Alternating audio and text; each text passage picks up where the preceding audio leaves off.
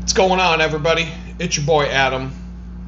Back at you. It's day 32 of the 35-day Rise and Grind challenge, where the only challenge I'm putting myself through is how much can I get done in 5 weeks if I just, try to get things done and focus on letting go of feeling overwhelmed all the time and just sit down and do things. And whatever it is, and see how much I can actually accomplish. Friday this week will be the last day of the 35 days. I started on April 4th, which was a Saturday. It's going to end on May 8th, which is a Friday. And what I'm going to do is, I've got notes on everything I accomplished for each day of the challenge. And I'm just going to kind of take a summary of it all and just kind of lay out what did I learn, what did I get done. And it has been a learning process, and it has been a process of I have accomplished some things. And this is kind of reminding me, on a microcosm, you can look back at where you were a month ago. Are you better off today? I think the answer will be yes.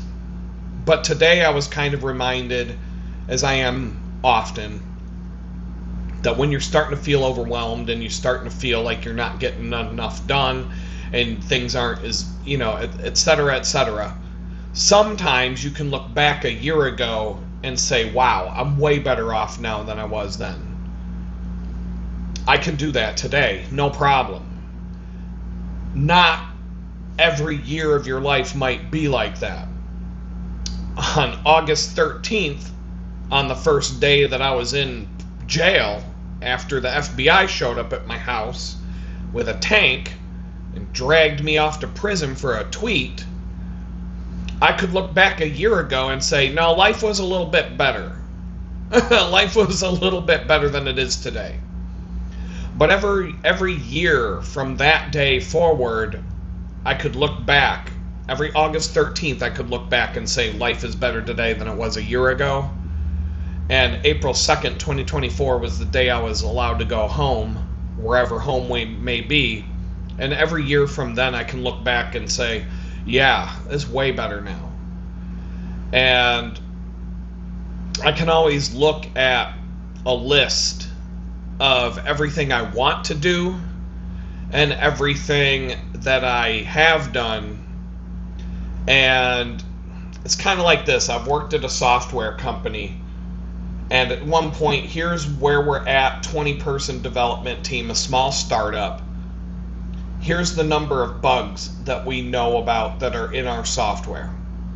A year later, we get some stuff done, but this is how many bugs. A year later, we get a little bit more done, but this is how many bugs. Right? And then another year, we get some more stuff done, but now the bugs are up here, and I can't even fit the gap on the screen anymore. And so, yeah, it's a bug-filled clusterfuck of a piece of software at that point. But it's also a way better piece of software than it was a year ago, and a year ago, and a year ago. So, my life is like that. When I came out of prison, I had a very small focus, like, here's where I'm at, here's what I need to get done and what I need to do.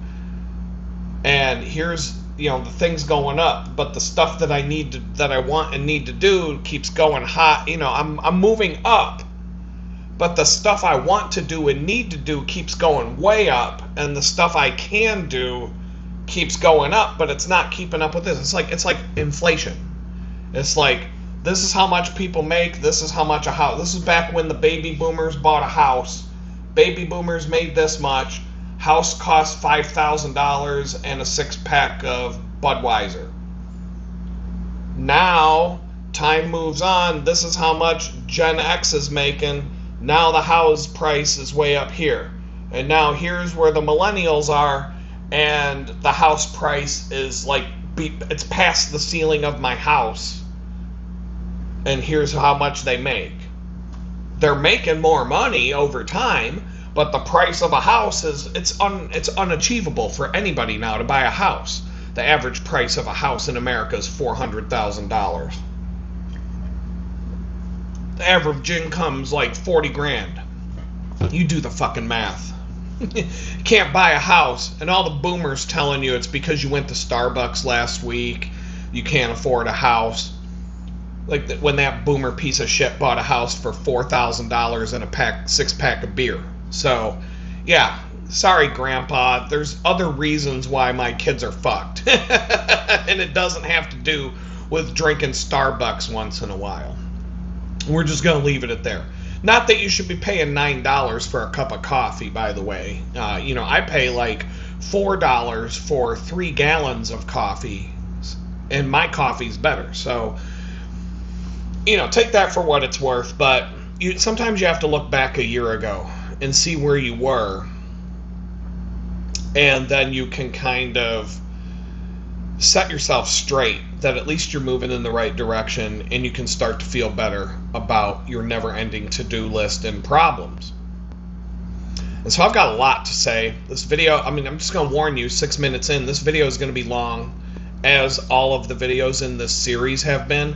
And I know that pisses off some of you. I get the comments and the messages about your videos are too long. I don't got time for this shit. And then other people will tell me your video's too short if I put a short one up. So, all right, Goldilocks, I can't make everybody happy. Sometimes they're short, sometimes they're long. My videos tend to be long. I'm going to talk about that. I'm going to finish out this series. I'm going to do what I do, and that's how it's going to be. I'm going to talk about a bunch of random things in today's video, and maybe moving forward, after I'm done with this series, I'll start doing some other videos. Maybe I'll make the short attention span people who can only stand to watch a 10-minute video happy. I don't know. We'll figure something out here. I'm not a people pleaser. I really don't give a fuck about pleasing everybody. You'll never get anywhere in life if you live for that. If you have to live your life trying to make everybody happy, it's an impossible task. There are people that hate people who try to make everybody happy. So therefore, it's impossible to make everybody happy, because the second you try to do it, you're going to piss those people off. I'm one of those people. I don't like people who just live to try and make everybody happy and water themselves down and filter themselves to the point where they're, this suburban, non-offensive Ned Flanders, watered down personality that has no soul. You're basically a non-playable character in a video game at that point. The NPC, as we call you. Don't do it. I haven't shot a video since last Friday, which was day 28, and it was towards the end of the day when I shot that video. So just as a recap, I got out of bed at 10 a.m. I basically spent time analyzing and adding to my X. I was working on building up my X account. I'm shadow banned on YouTube. I'm never going to grow my audience here.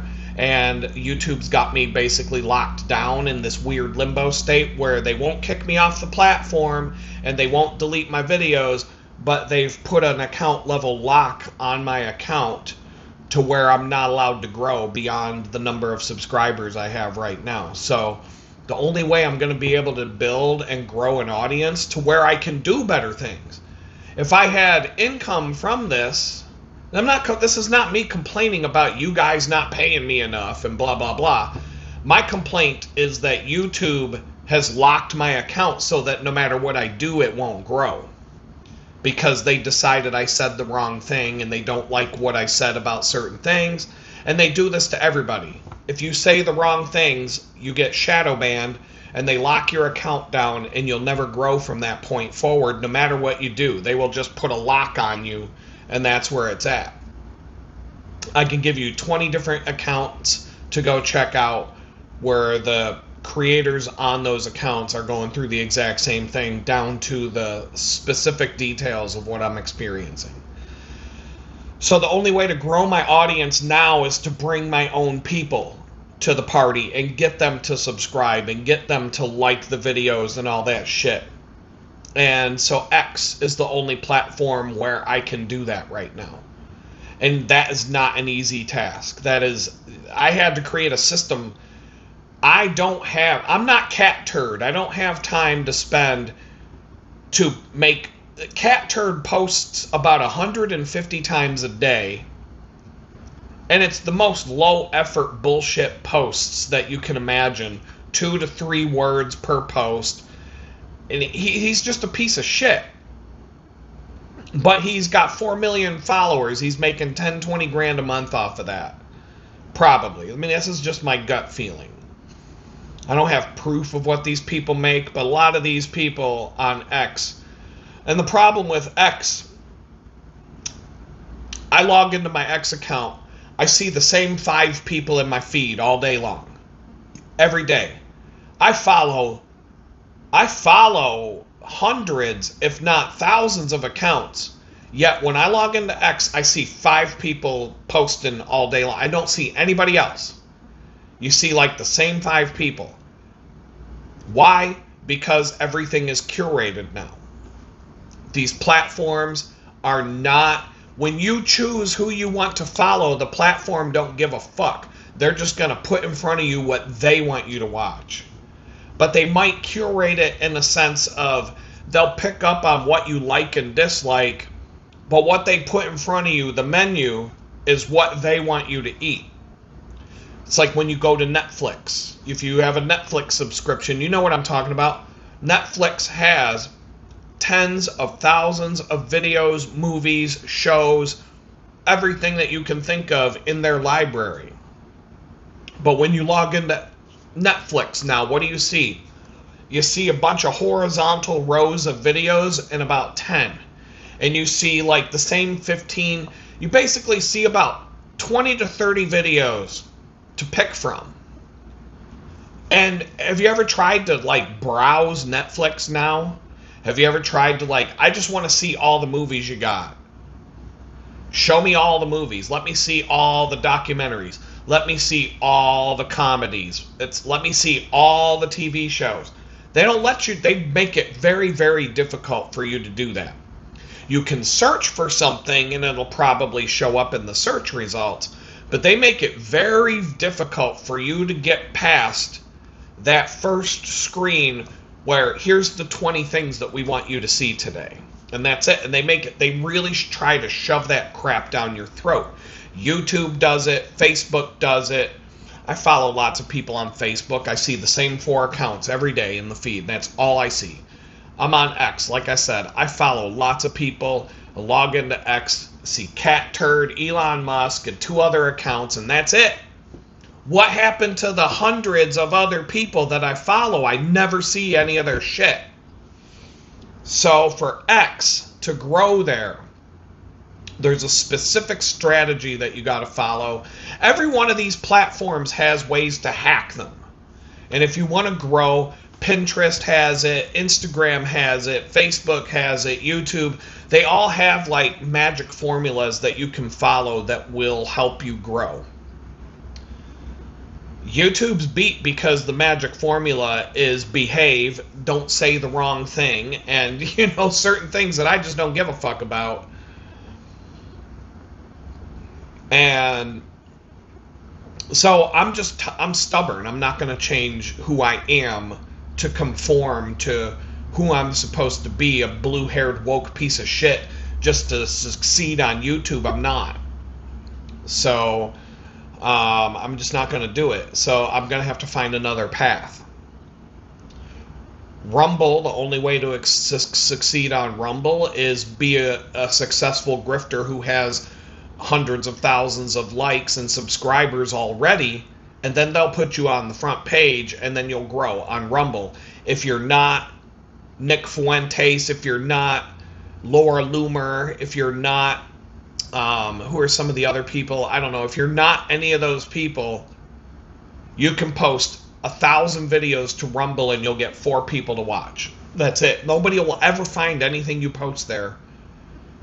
Because Rumble is all about promoting about 10 popular Republican grifters right on the homepage, front and center, and everybody else can go eat a dick. They don't give a fuck about any of the other people posting stuff up there. And if they did, the platform would grow and the platform would become more popular. But people aren't like, people look at Rumble as what I look at it as. It's a place that I can back up my YouTube collection so that if and when YouTube kicks me off the platform or starts deleting my videos, you can go to Rumble and see the video that got deleted. It's a backup system. That's all it is. It's not. I'm not looking at it like, if I was only putting videos on Rumble, I would have 400 to 500 videos posted there and 3 subscribers, and that's it, and it would never grow. So I'm focusing a lot of attention on X right now, but like I said, I'm not Cat Turd. I don't have 12 hours a day to post a bunch of shit all day. I had to come up with a system so that when I have an hour to take a digital smoke break, I can go over to X, mess around, and start being an internet dick. Because I want, my goal right now is to get paid to be an internet dickhead. And I can probably make a lot of money doing that because I'm a dick. I'm on the internet. I'm good at it. May as well make money doing it.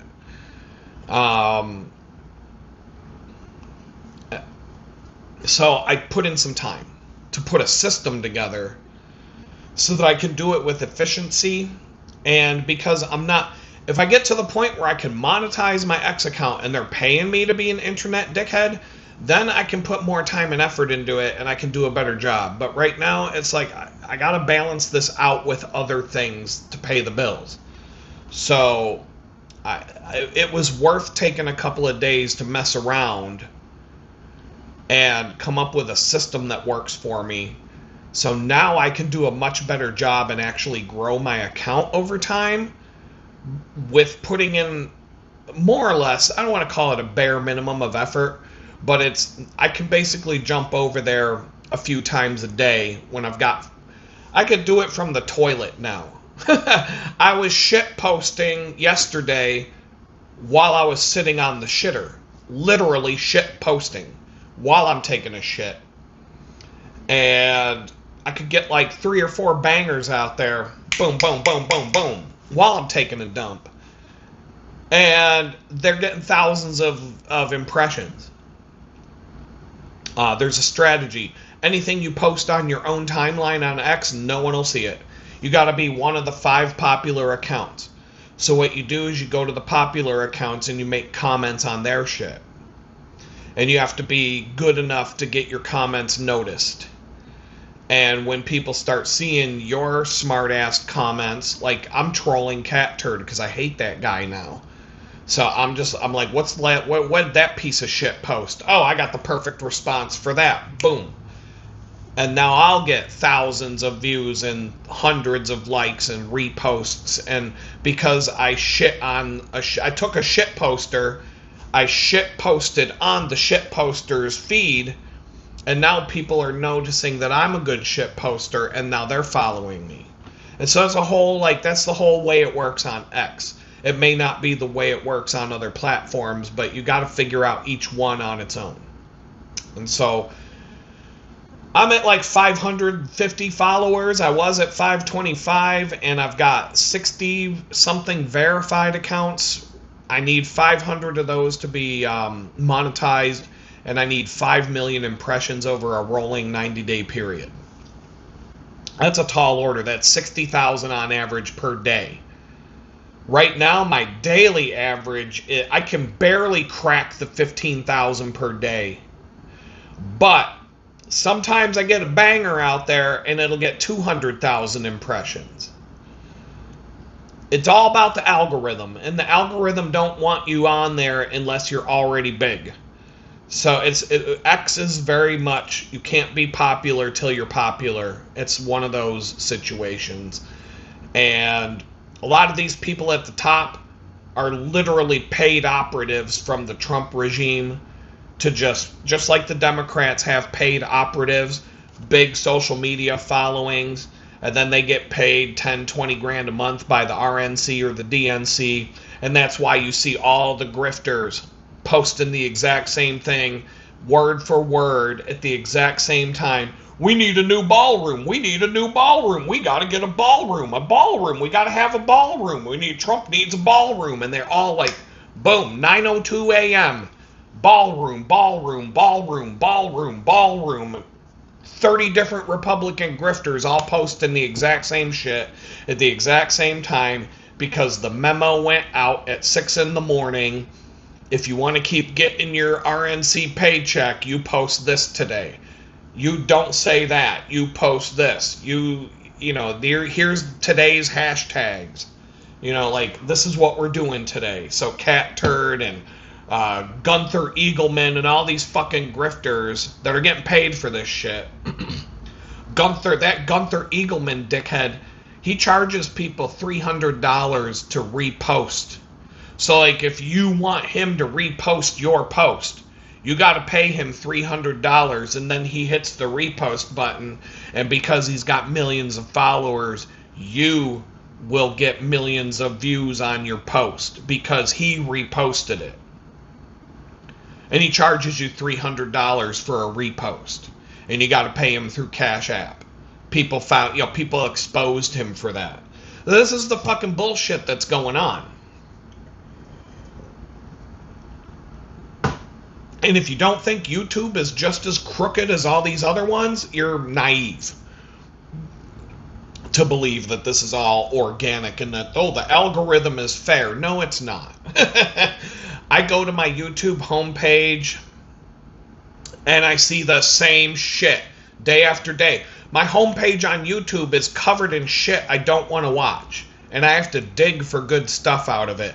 And then there's those options on the YouTube homepage. Don't show this channel again. Don't show this channel again.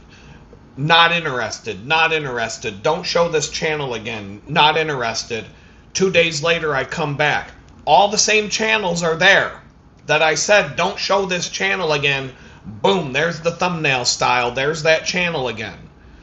All the stuff I said I'm not interested in. Oh, here's 30 videos you're not interested in that we want you to watch today. Fuck you, YouTube. How about stop gaslighting us and just admit what you fucking do? Because that's the part that's pissing me off. That they turn around and they say that they don't do this stuff, and it's right in your face that they're doing it.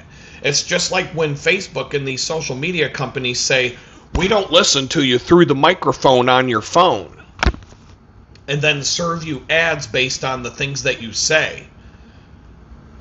And then you go and say something to a friend, like this one day, we saw a falcon fly out of a tree. I'm like, oh, that's a falcon. Next time I go to social media, falcon. Oh, you might be interested in videos of falcons. Oh, the Atlanta Falcons. And it was just one falcon thing. I never typed that in to a fucking Google search or anything. You motherfuckers heard me say the word falcon.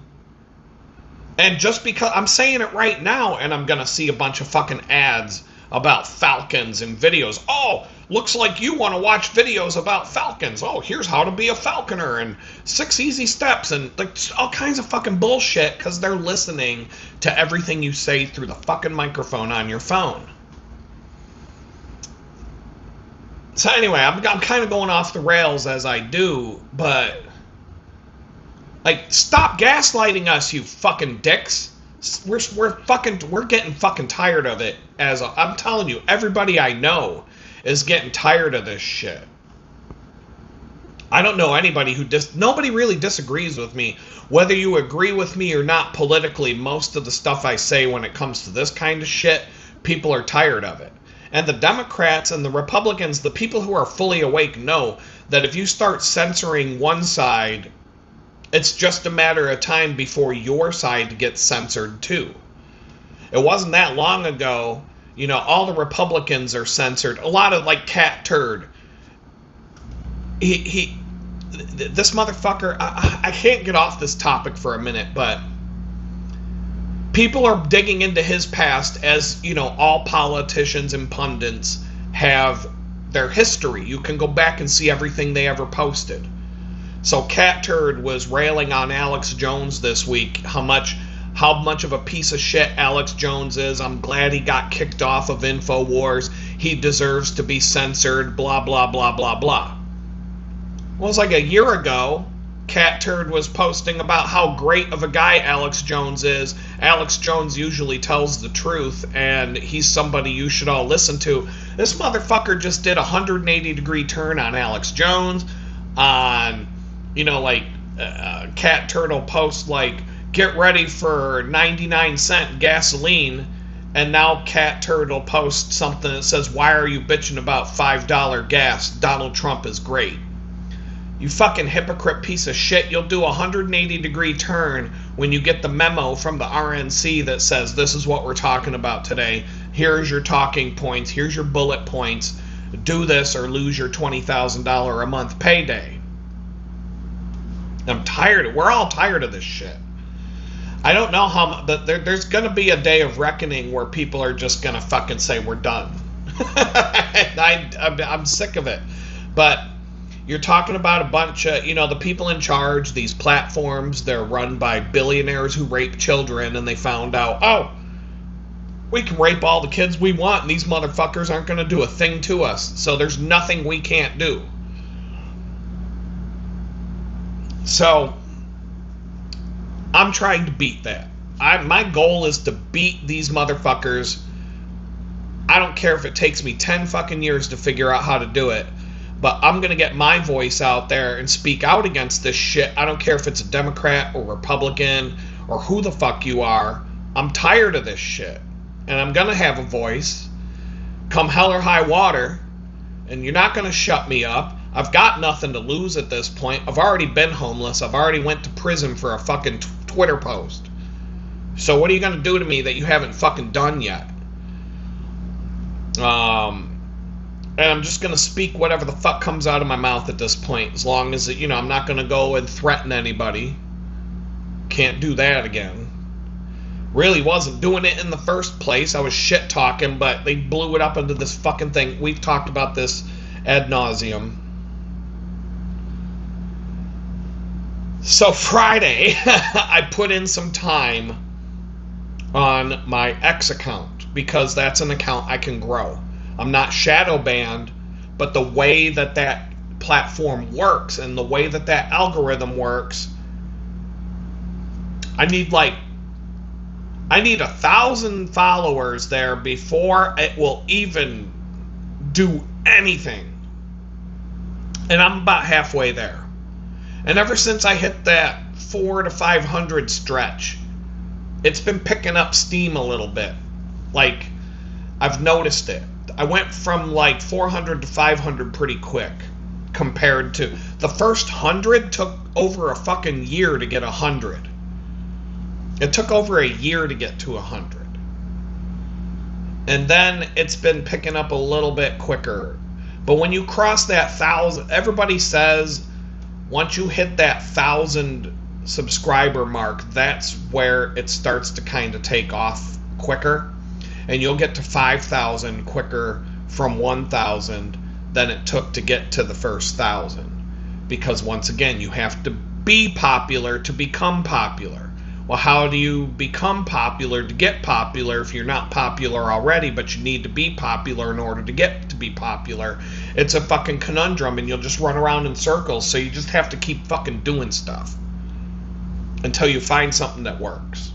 But there are certain things that if you dig into this and do the research, there are things you can do to help it along. So I came up with a system. I put together a comprehensive meme database, keyword, searchable.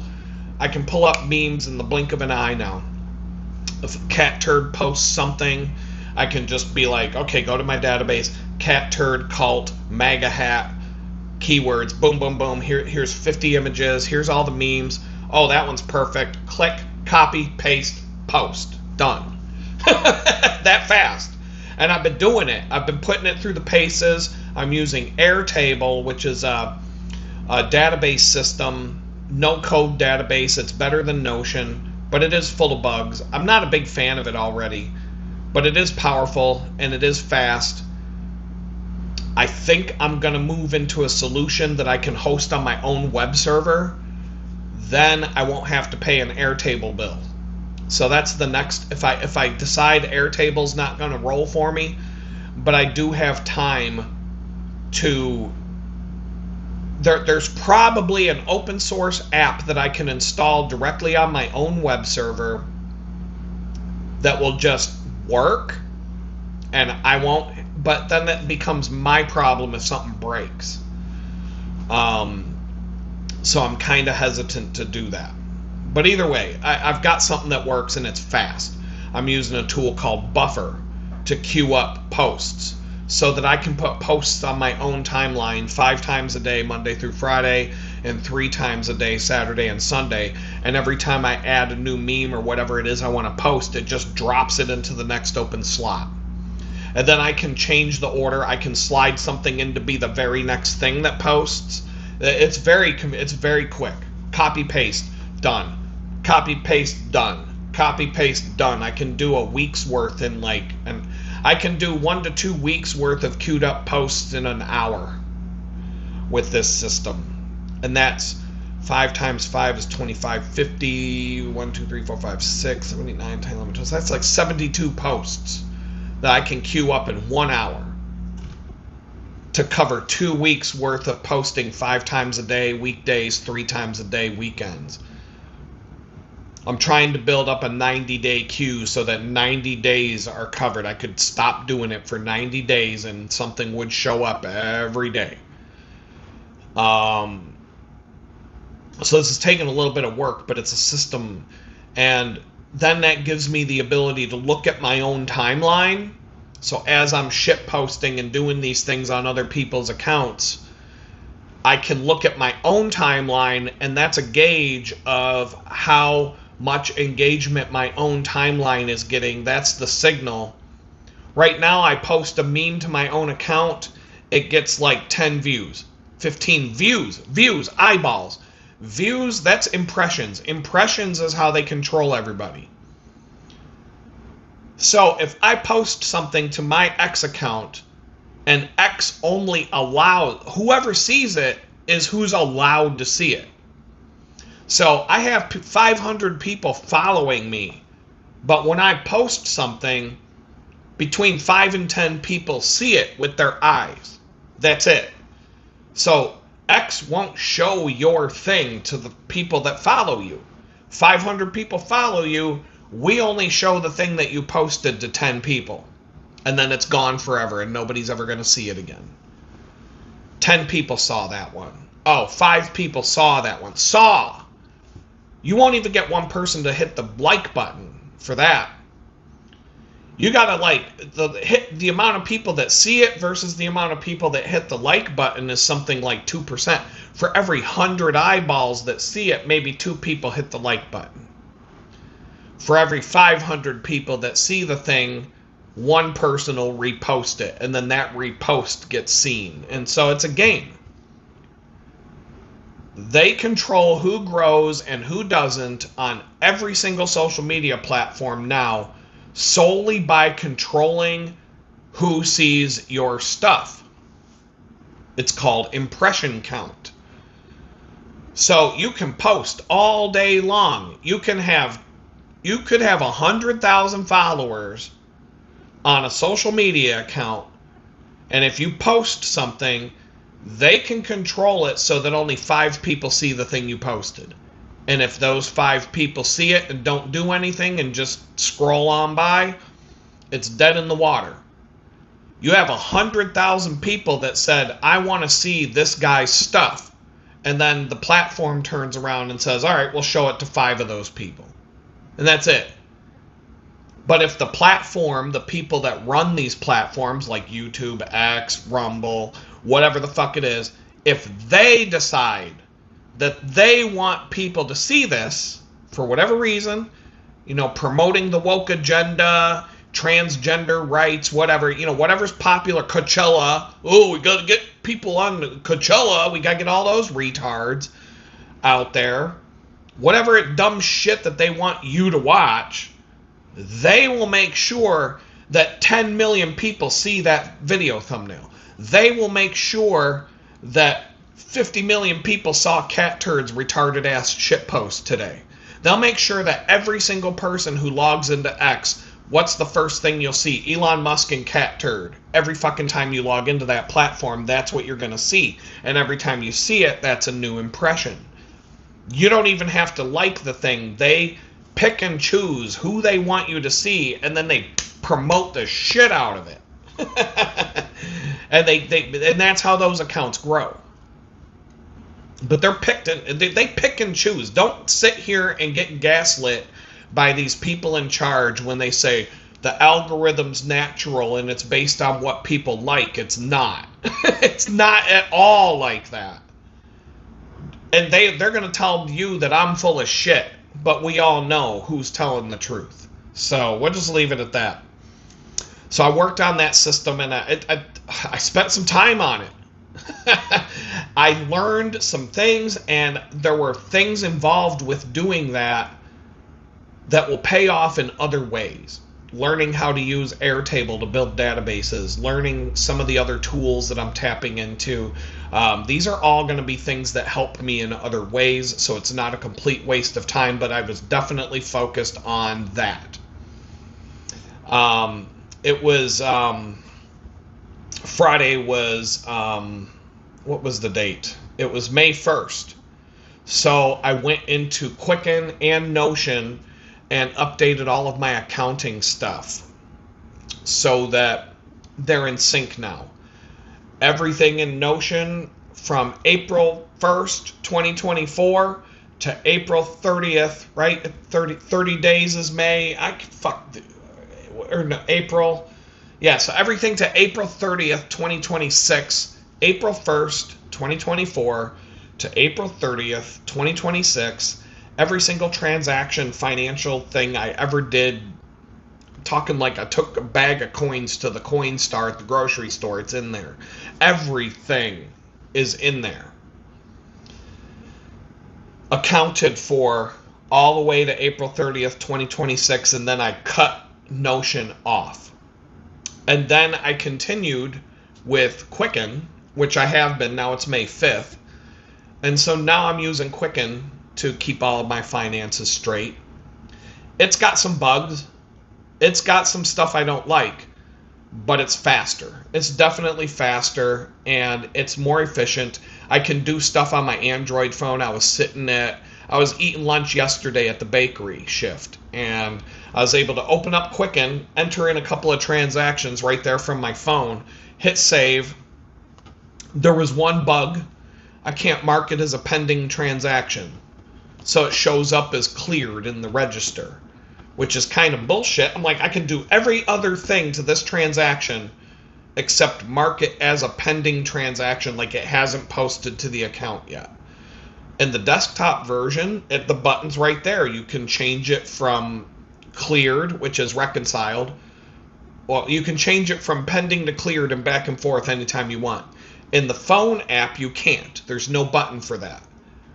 Why the fuck the shitty ass software design? That's why. Lazy bullshit.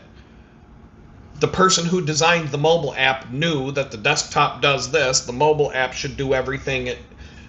Just a lazy piece of shit decided to leave that one out. And the company don't give a fuck, and they're never going to fix it. They're never going to put that in. People are bitching about it. I'm not the only one complaining about it.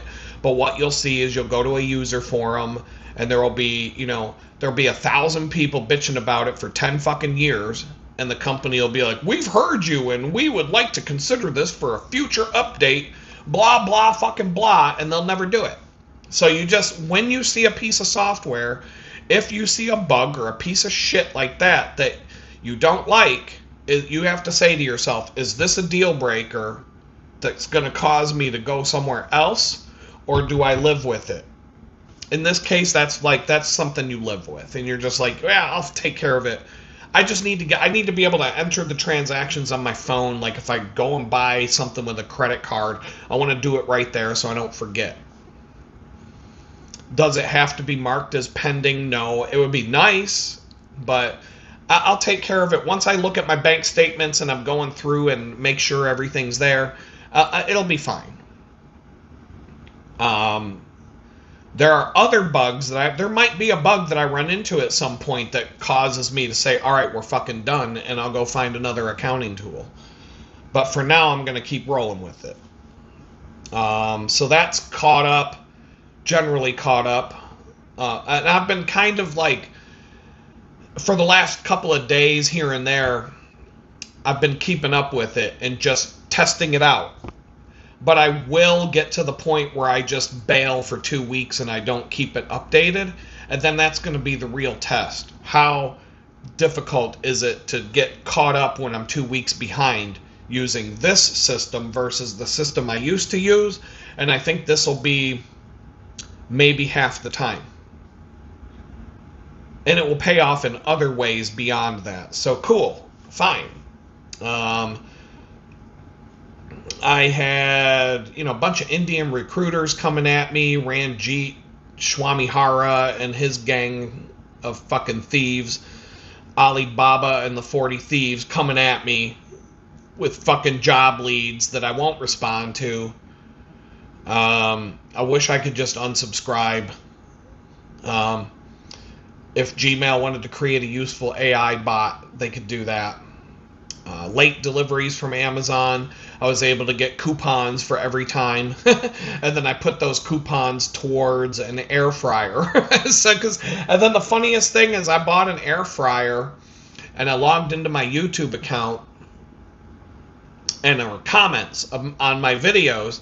And the first comment that I saw was, you should get an air fryer. And I'm like, well, fuck, 5 minutes ago I got one.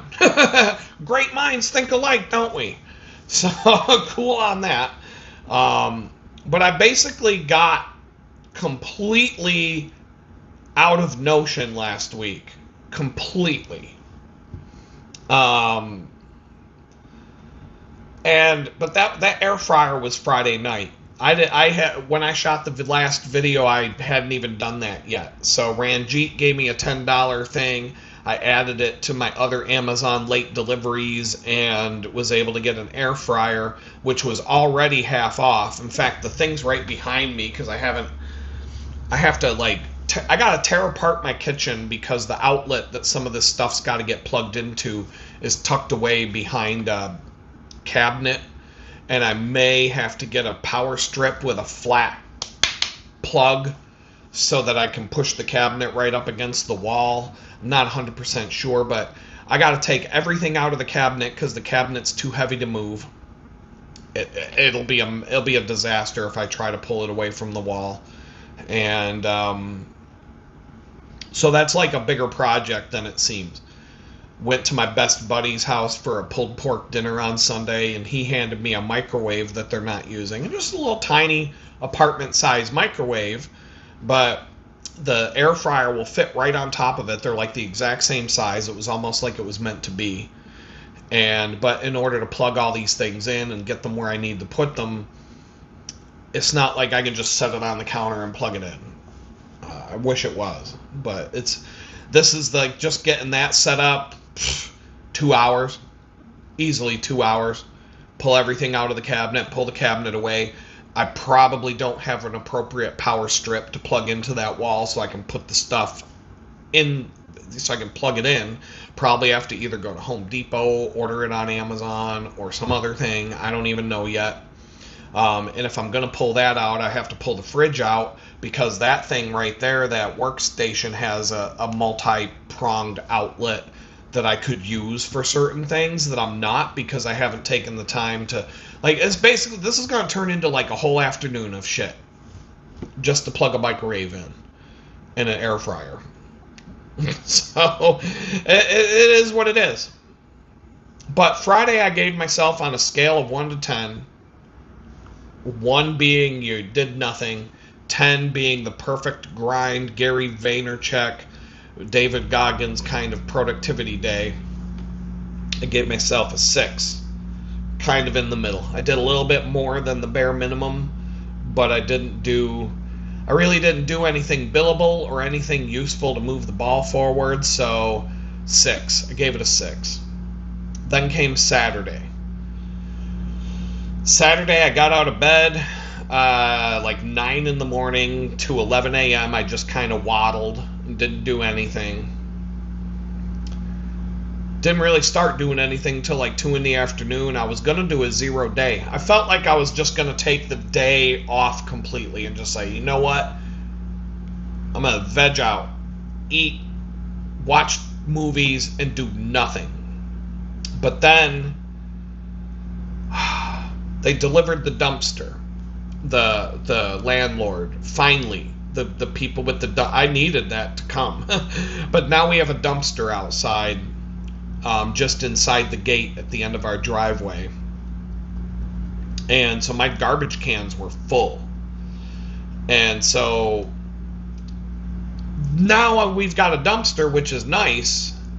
And I've got 2 trash cans. So if and when, let's say the dumpster is overflowing and they haven't, like, for whatever reason, the dumpster people didn't come and get it, then I have 2 garbage cans as a backflow to help me get through it. Because I have a feeling that could be something that happens. Got all the dishes done, which really wasn't a lot. Got my water bottles mostly filled. But then I started 3.5 gallons of cold brew. So my water's back, I emptied out, that's like 10 water bottles, easily. Played around with X, my new posting routine, solid. If somebody sends me an insult, I can send them an insult right back. Lickety split. The meme library's working good. There's some bugs with it. Airtable's not the best software. I've come up with a list. I'm not a big fan of it, to be honest. I would recommend it. I think it's better than Notion, but some things about Notion's databases are better. But I'd say they're about equal par. Airtable seems to be a little faster. So for that, like what I did in Airtable would not work in Notion. Notion would be a disaster in Notion. So with Airtable, at least, there's pros and cons to it. I'm not going to list them all out. I dug in deeper Saturday, and because I want to ditch the app Notion completely, get it completely out of my life. And so when you're trying to ditch an app or an application that does lots of different things for you, you're probably not going to find another app that does all of those things. And so I had to figure out which app to use for each of the things. And so I subscribed, which I've already used this in the past, but this app called Workflowy, which is a checklist outline-based app. I've always used it in the past for checklists, packing lists, and things like that.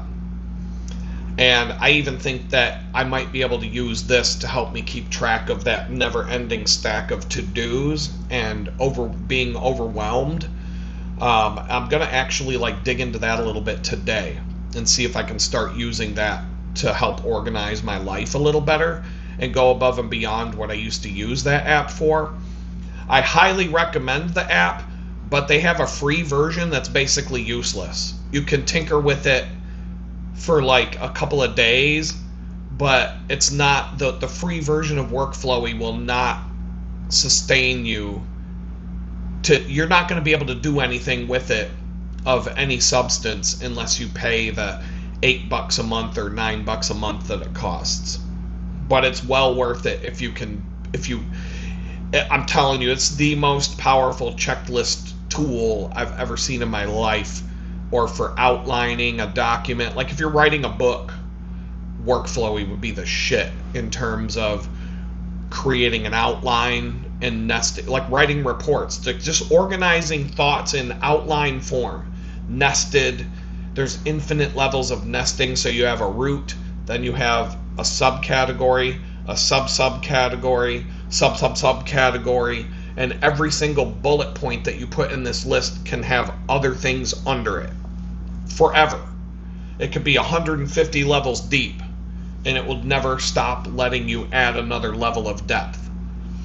So you can really organize things to a high level. I used it for packing lists, and it's insane.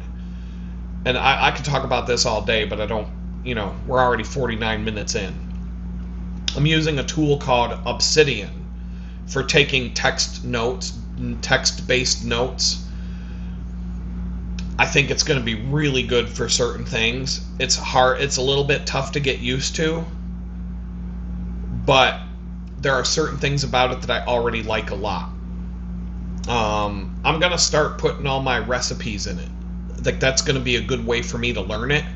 I'm going to take all these recipes for food that I have in 20 different places, and I'm going to make Obsidian the source of truth for all my recipes, all formatted the same way, to the point where I could start putting out cookbooks. Like, I could start making money just selling cookbooks. Maybe give you free PDF cookbooks you can download, and if you really want a printed one, go to Amazon and get it. I can self-publish a cookbook. I know the whole Amazon self-publishing system now that I helped a client get his book published.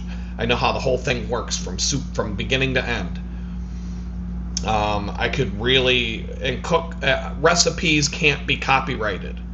So you can fucking steal recipes from anybody who has a recipe, but you have to write the instructions yourself.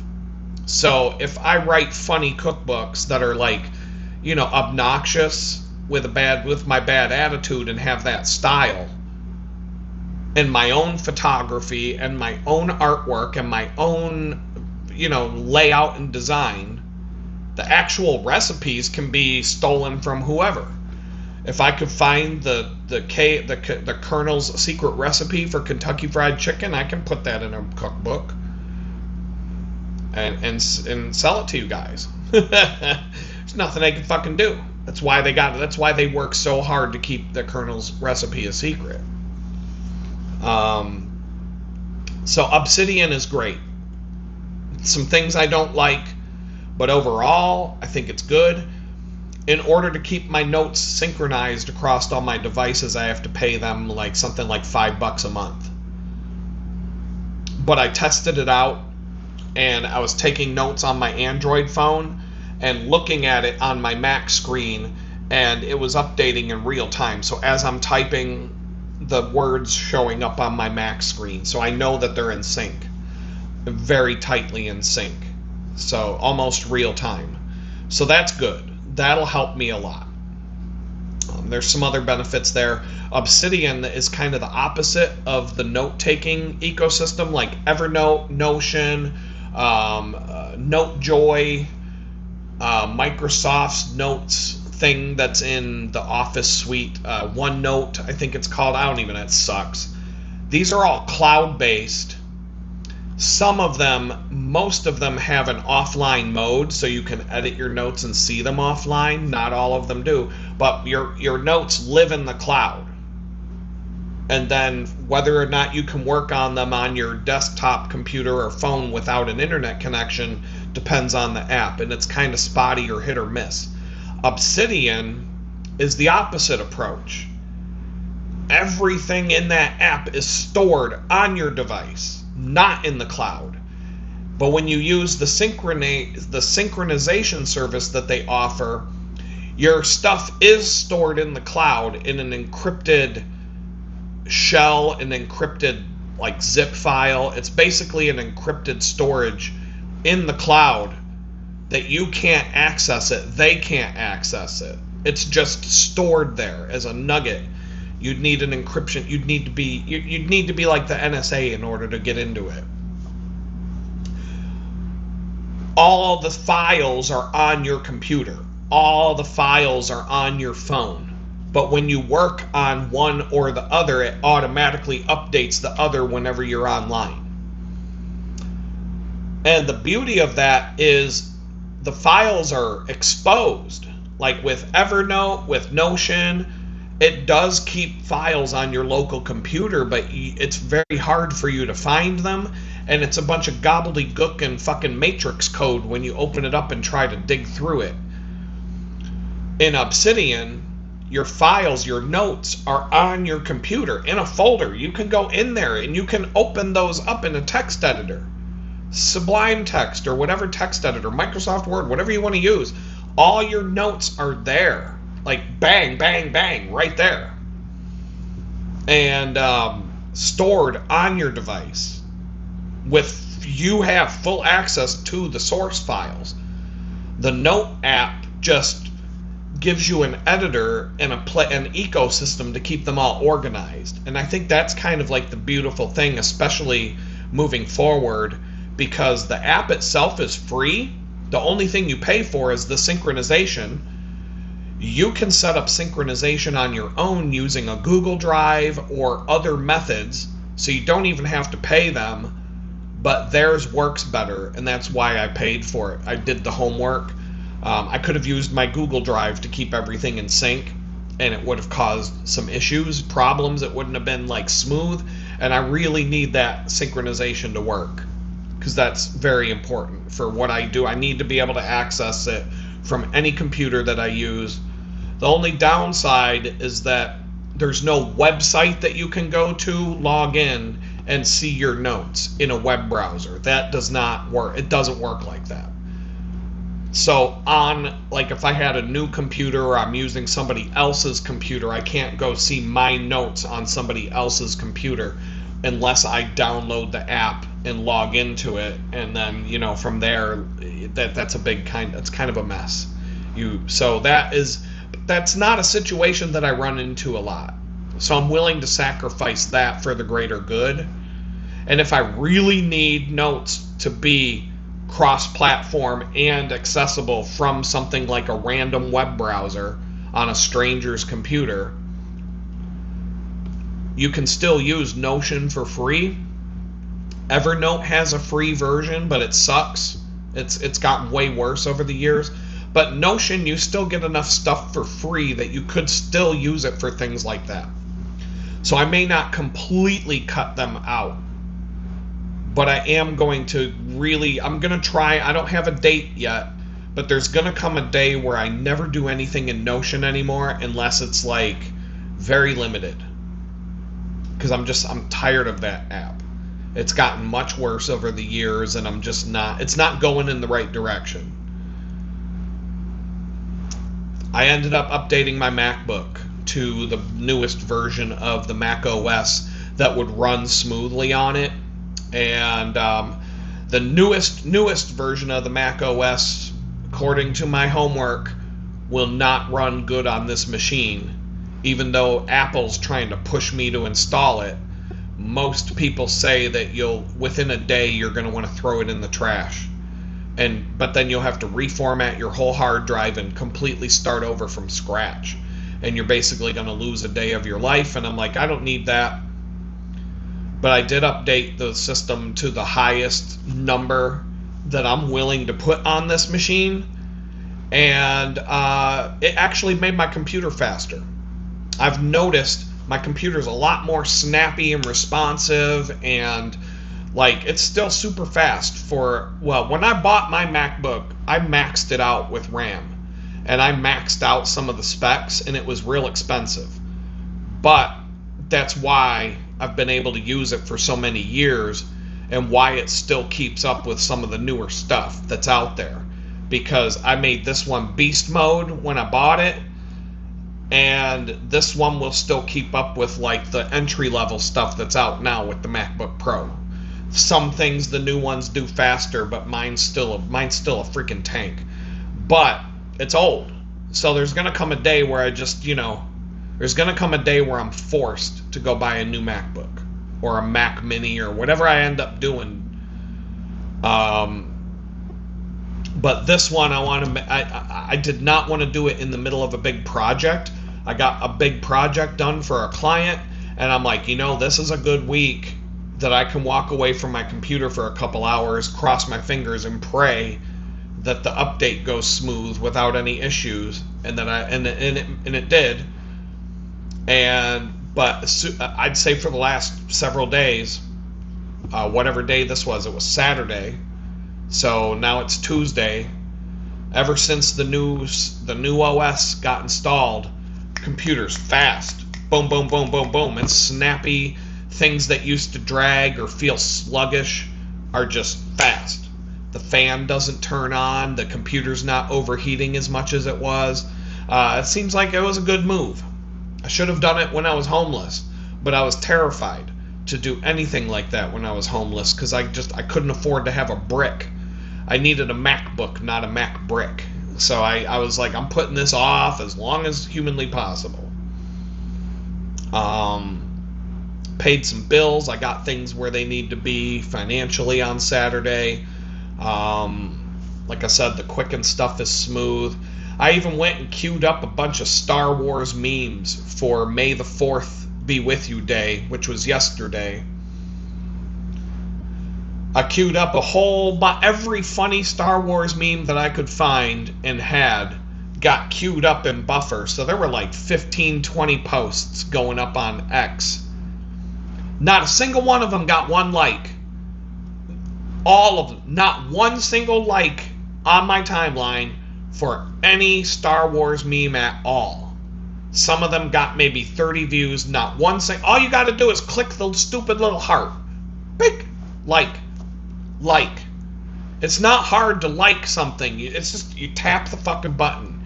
You hit that thumbs up, subscribe, ring the bell, blah, blah, blah. It's not that hard to do it.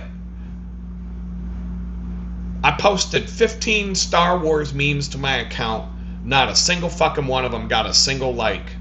But that has more to do with X. I have 550 people following me, and X allowed 10 people to see a post. They only showed the post to 10 people. Like, once again, they control you on social media by controlling who sees what you put up there.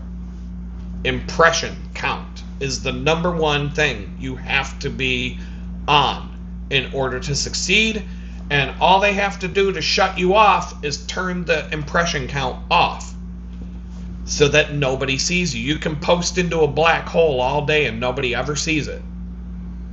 That's why when you're on Facebook now, and like, let's just say that you want to follow your family, your friends, your grandma, grandpa, you want grandma and grandpa to be able to see pictures of their grandkids and shit like that, and then grandma and grandpa log in and they don't see shit. They don't see a single fucking thing that you post because Facebook puts a bunch of paid ads in front of grandpa and grandma never see the pictures of the grandkids anymore because Facebook chooses what they want grandma and grandpa looking at.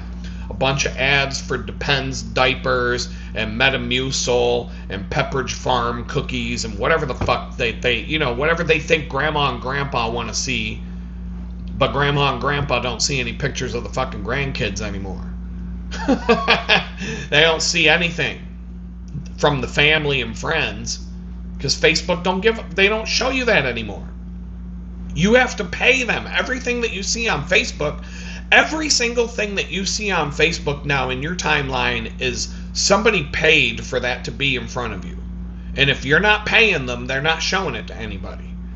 Facebook works completely by paying them. Nothing you see in Facebook is free. Somebody paid for you to see it. It's just a bunch of fucking ads. That's why everybody's abandoning it. Like, they completely destroyed that platform. But that's what Facebook. Every platform is different. Facebook is nothing but paid posts. That's the only thing you see.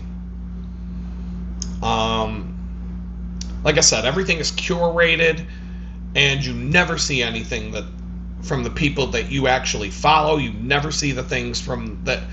I follow hundreds of people on X.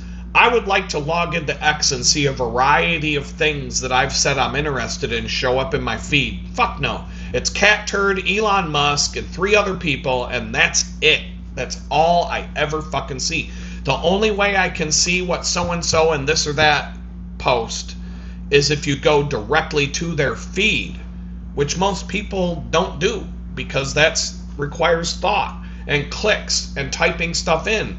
And people ain't got time for that now. It's the same reason why Netflix. You log into Netflix, There's only 20 things to watch today. You know Netflix has a catalog of 50,000 movies and shows, right? Yeah, but there's only 20 things.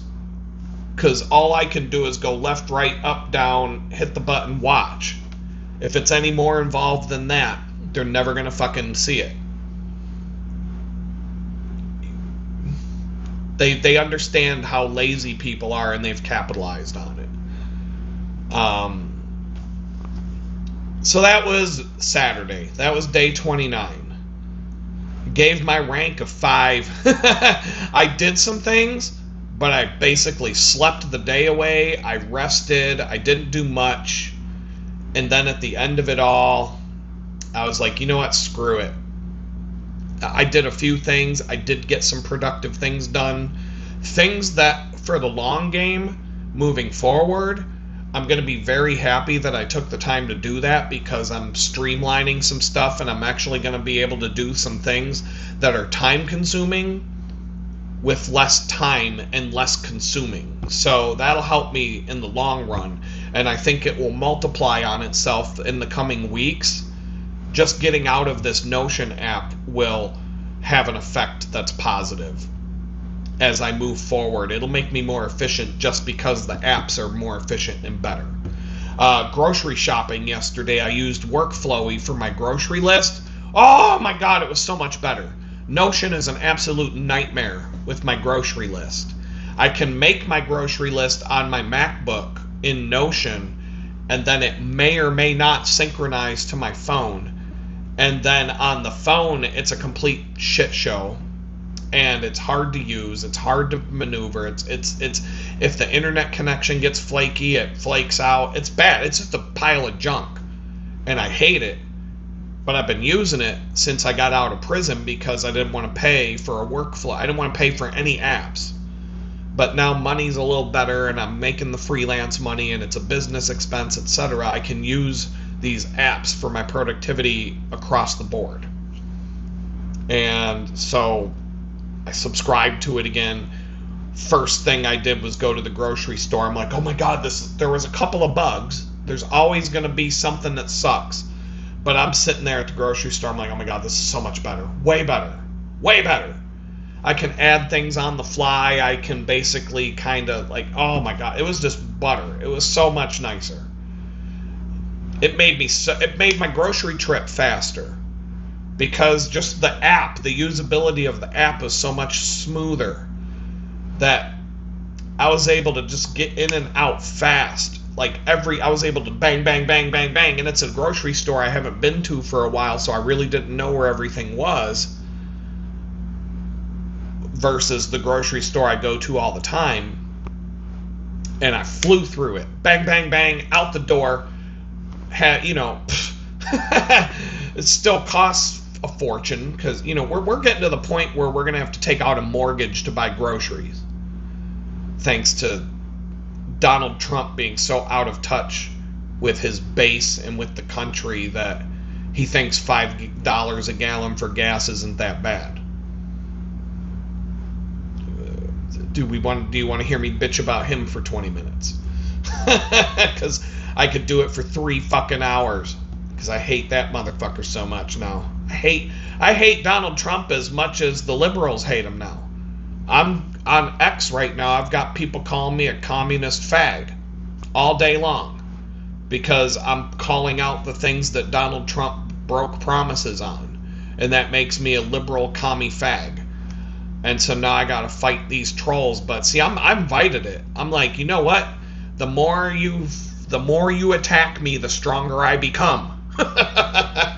But it wasn't that long ago that I was a hillbilly redneck Republican piece of shit on X, and now I'm a commie liberal fag, and that change happened in like a month. Like, I'm actually not either. I'm 50% hillbilly and 50% hipster, if you want to get technical about my makeup, my demographic makeup. But you can't be half one, half the other without the ones that are the full hillbillies call me a communist liberal fag, and the full hipsters call me a redneck retard Republican. So it doesn't matter if you sit in the middle of that fence because you're just beyond that left-right bullshit, the people that are blinded by the left and the right are going to attack you and call you the other team because they're fucking retarded. They can't think beyond that. Donald Trump, good. Biden, bad. I'm saying Donald Trump's a fucking scumbag. Joe Biden's a fucking scumbag. Kamala Harris is a fucking scumbag. George Bush was a fucking scumbag. Bill Clinton, Hillary Clinton, scumbags. Obama, scumbag. So, what the fuck? Like, they all, find me the last politician that was a good man, Ron Paul. That's it. That's one. I found one politician in my whole life that I would actually, vote for. And he's about to die. He's old. So, he's retired. He got out of that game.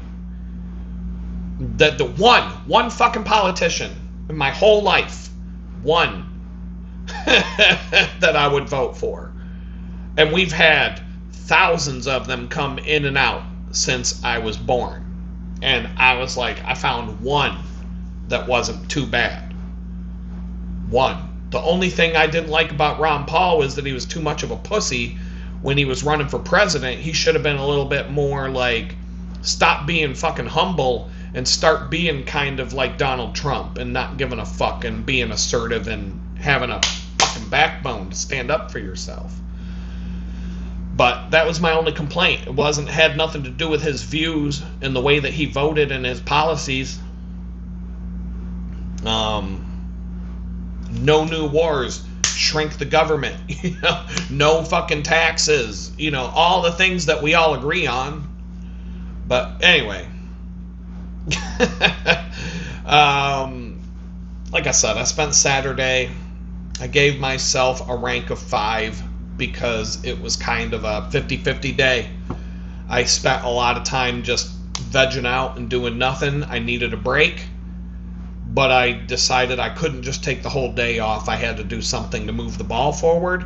But I decided to make it fun things to move the ball forward. And fun things and things that I've been putting off for a long time until I had that rainy day with nothing to do.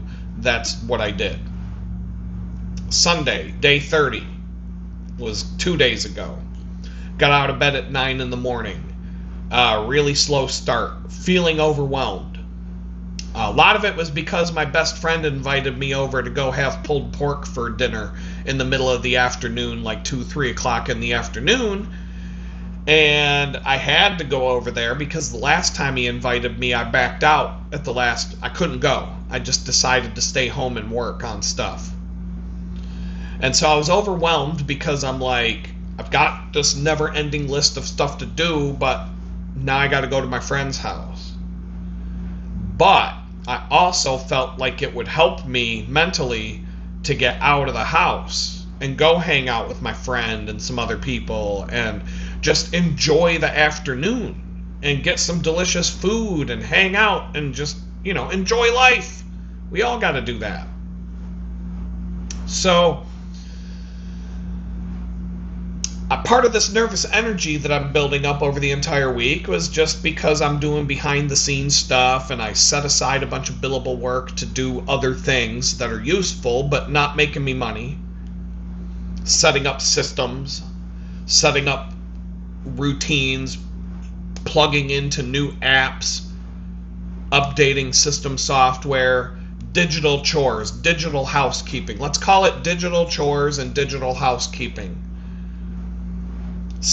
Putting in an inordinate amount of time on my X account where I have a ton of... honestly, I could see it taking another year before I can get to making $1 a week, $1 a month.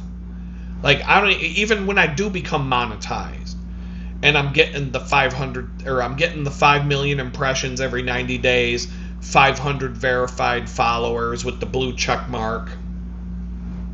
Those are the 2 thresholds that I've got to reach. And it's a rolling period, so you have to maintain that. You can't slide backwards once you get there. Then they start paying you. How much? Is it another one of these things like YouTube that once you get monetized, you get $100 check every 6 months? Or do you get something that's actually sustainable? I'm thinking it's like just fucking, I can go buy groceries once every 6 months money. Unless you're cat turd or one of these grifters with, millions of followers who make 10, 20, 30,000 a month. And they change it all the time. They change the payouts. They change the algorithm. X is kind of like, you can't, whatever they're doing today, they're not going to do next week, and they're always going to be finding a way to pay you less money while they make more. And their X premium account is fucking ridiculous in terms of how expensive it is, and you can't grow without that. That's another thing. You have to pay them to grow. So I'm just trying to make it. I use Grok all the time, so that's what I'm paying for. X is a benefit. I only paid for X when I needed to use Grok to do something with the AI that I couldn't do for free. And it was for a project. It was for a client. So I'm like, well, I guess I got to do this now. But I did kind of feel like God was letting me step back a little bit throughout the week and just not worry about everything. And that does happen from time to time. And then like 2 months later, I can look back and say to myself, thank God I spent the time to do that. Just the immediate results of some of the MacBook, just the digital housekeeping, like I'm already feeling benefits from it. Efficiencies, speed, it was good to do it. The longer if I would have waited another month to do it, it would have just collected, it just would have been going downhill and downhill and downhill. Finally, I just had to say enough and change some things. But I had to time it so that change wasn't going to disrupt a bunch of important things that needed to be done. So like I said, I'm working on my kitchen upgrades. Air fryer, blender, tiny little personal blender, the one that, with the smoothie mug on top, that you can make smoothies and then just flip it over and you got a smoothie now. Easy to clean, easy, like not a full-size blender. I don't have room for stuff in here. So, but now I can like make some food. I can take my cooking up to another level. I don't really eat out. I don't go to restaurants and stuff to begin with, but I can eat less processed food and more fresh food. I have a rice cooker, slow cooker, air fryer, blender, and a microwave now. When I moved into this place, I had an oven with a stove top, electric glass top range with it's a convection oven. It's actually a good oven. It cooks things. It's a very nice oven. But that's all I had to cook with. And you can cook a lot with that. It's not nothing. I had a cast iron frying pan and a tiny little saucepan. That's it. I've got a few things. I got a Dutch oven. So I've picked up some kitchen gear since I've lived here. And I can cook now. And I'm going to try to get into the habit of cooking more, but also like when I do cook, let's try to cook a week's worth of food at once, or 3-4 days worth of meals, and package them and get them stored in the freezer, in the fridge, so I can grab and go. I'm just going to try to like up my game to be more efficient in the kitchen so I don't have to cook every meal. But like I just said, when I do cook enough that you have leftovers. Cook enough that you can eat 3 times, 2 more times. If you think you're going to get sick of this or that, cook cook enough for 6 portions, put 3 in the freezer. Next week, boom, you're going to be hungry for that again. You don't have to throw Red Baron pizza in the oven because you're lazy today. You can throw in something healthier. Like I said earlier, I got my Notion grocery list put into Workflowy, and then that's what I did on Sunday, but I did the grocery shopping yesterday, which was Monday. Getting into Workflowy, just the one app. I'll talk about it for a minute, because I recommend this app, but the free version you will not be able to do anything useful with the free version. I needed a very specific thing a long time ago, and this was recommended to me, and I started using it, and I'm like, yes, this will work, but the free version is like pointless. Like, I played around with it enough to know, oh yeah, this is good. But that's all you get. You're not going to be able to do anything that's useful with this app for free. A lot of free apps are very, very useful until you reach a certain point where you're like really dependent on it, and now you got to pay. Miro, I can list software that's extremely useful. Extremely useful.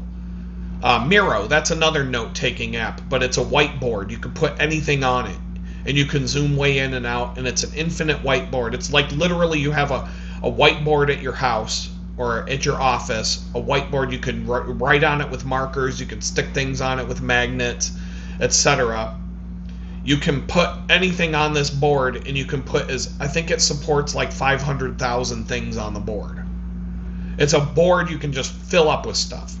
And for free, you can have enough of these boards to manage some serious crap.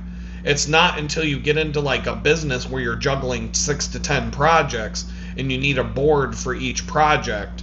That's when I had to start paying for it. But I used it for a year or two before I ever started paying for it. It just grew on me, and I grew to the point where I needed to pay. Miro, very useful app. But this Workflowy app, it's infinite nesting. That's the important thing. You have a checklist, right? And then you have items inside that, and then you can take a specific item and put items inside that, and you can take another item and have items inside that. And how would that come in handy? This was a problem I ran into many times. So for packing lists, like you go camping a lot. Think about it in terms of real life. You have a box, a camp box. Let's say you have one camping box and everything's in it. You have a box. Well, there's boxes inside of your camping box. And then inside one of those boxes, there might be a few pouches. And inside another pouch, there might be another pouch that has stuff in it. Right? So you have a box within a box. You have a pouch that's inside another pouch that's inside a box that's inside a bigger box. You have a backpack. You go camping, you go backpacking. You have a backpack.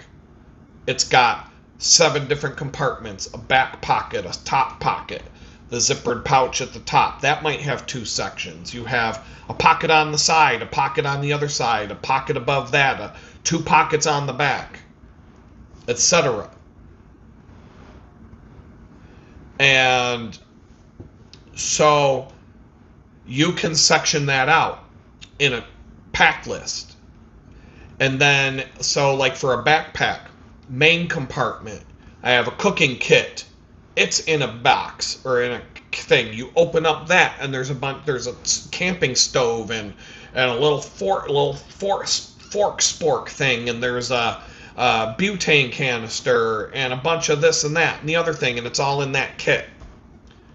You have a zippered pouch that has a water filter system in it, and then you can list all the parts of the water filter system in it. But inside the water filter itself, there's a water the pump. There's a filter inside the pump. You can put all that stuff together. You have a pocket on the belt of the backpack, and you can put stuff in there, and you might have a little zippered pouch. It's like a tiny first aid kit. Here's how many Band-Aids I have. Here's a roll of gauze. Here's whatever you have in your first aid kit. A box, within a pack, within a pouch, within a thing, a little Ziploc bag, a little clear baggie, 5 little metal screens for your bowl, whatever.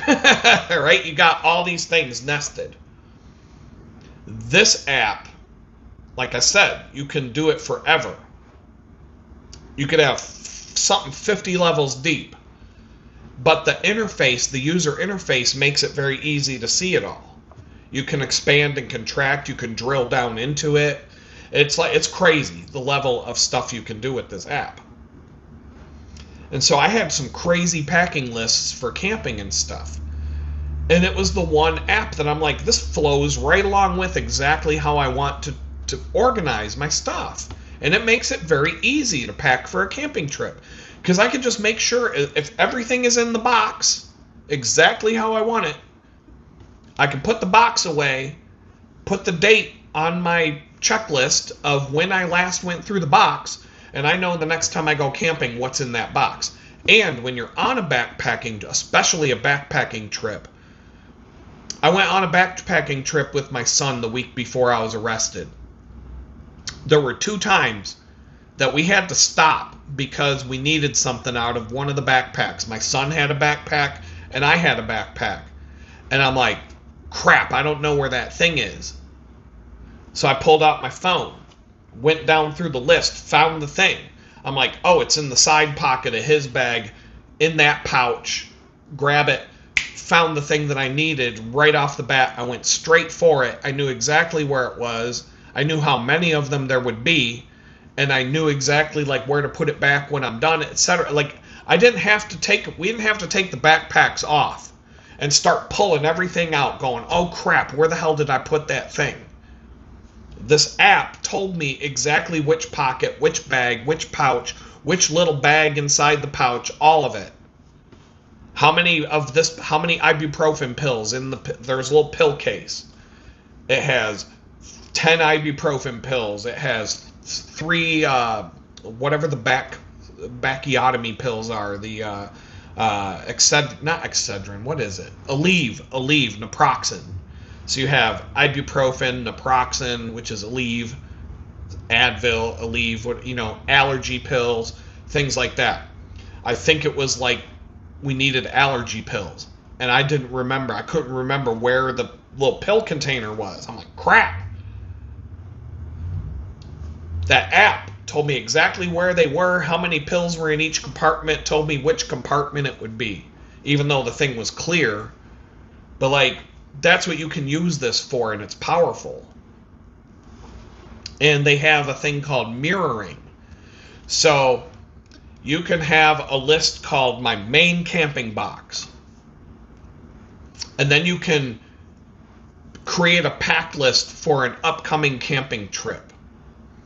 And you can put in your pack list main camping box as a mirrored linked list. So it's going to match exactly what's in that main list. So if you go and change, so like say you're planning 3 camping trips and you want to take that main camping box.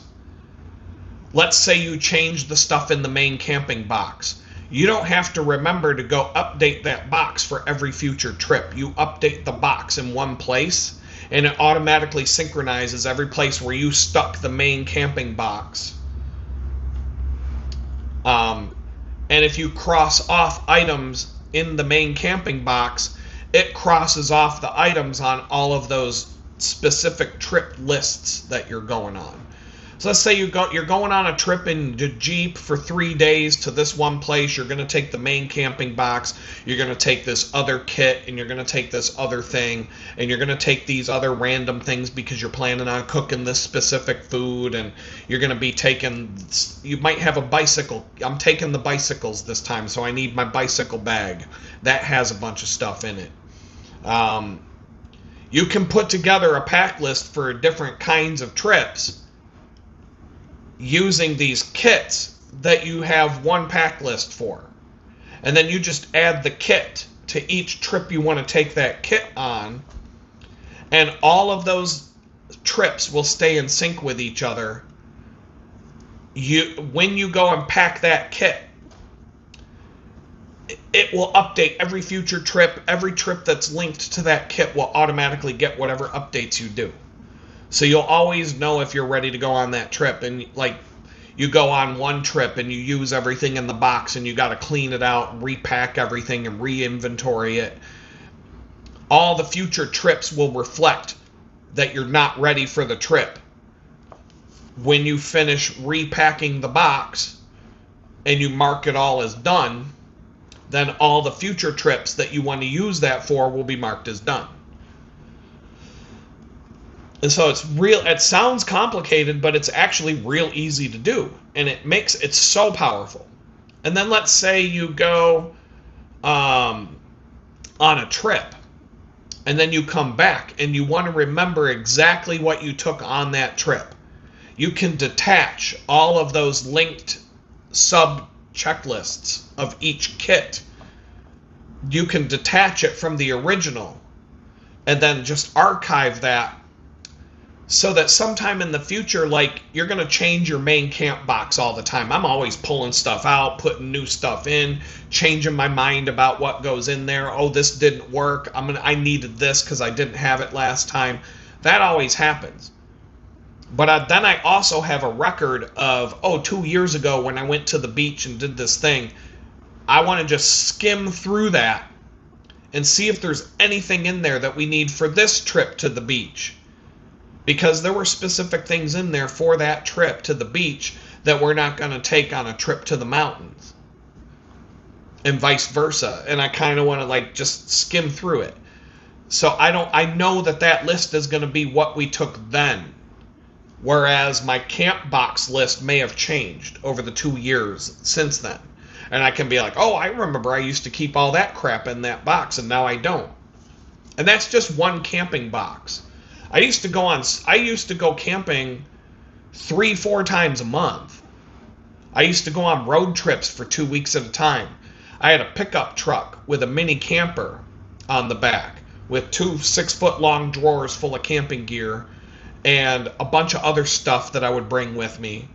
And that was a completely separate vehicle from going camping in a 2-door Jeep Wrangler. I had a camping box that was just for the Wrangler. And everything that was in that box, I had some sort of equivalent of in the pickup truck. The pickup truck was ready to go at all times. There was no box that I had to put in there.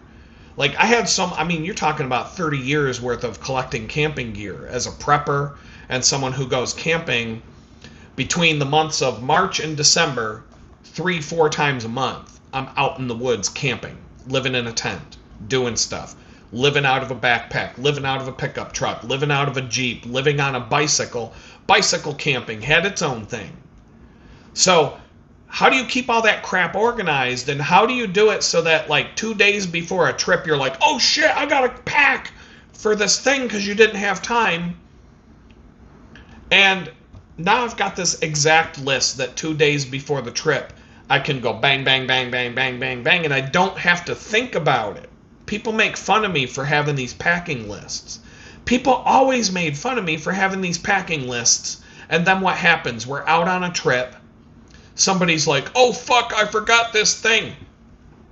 Adam, do you have this thing that I need that I forgot? And I'm like, let me pull out my handy little phone here. There it is. I know exactly. Oh, it's in the black camping box. It's in the clear box that's orange. You open that up. There's a little pouch in there. Open up that pouch. There's the thing. Here you go.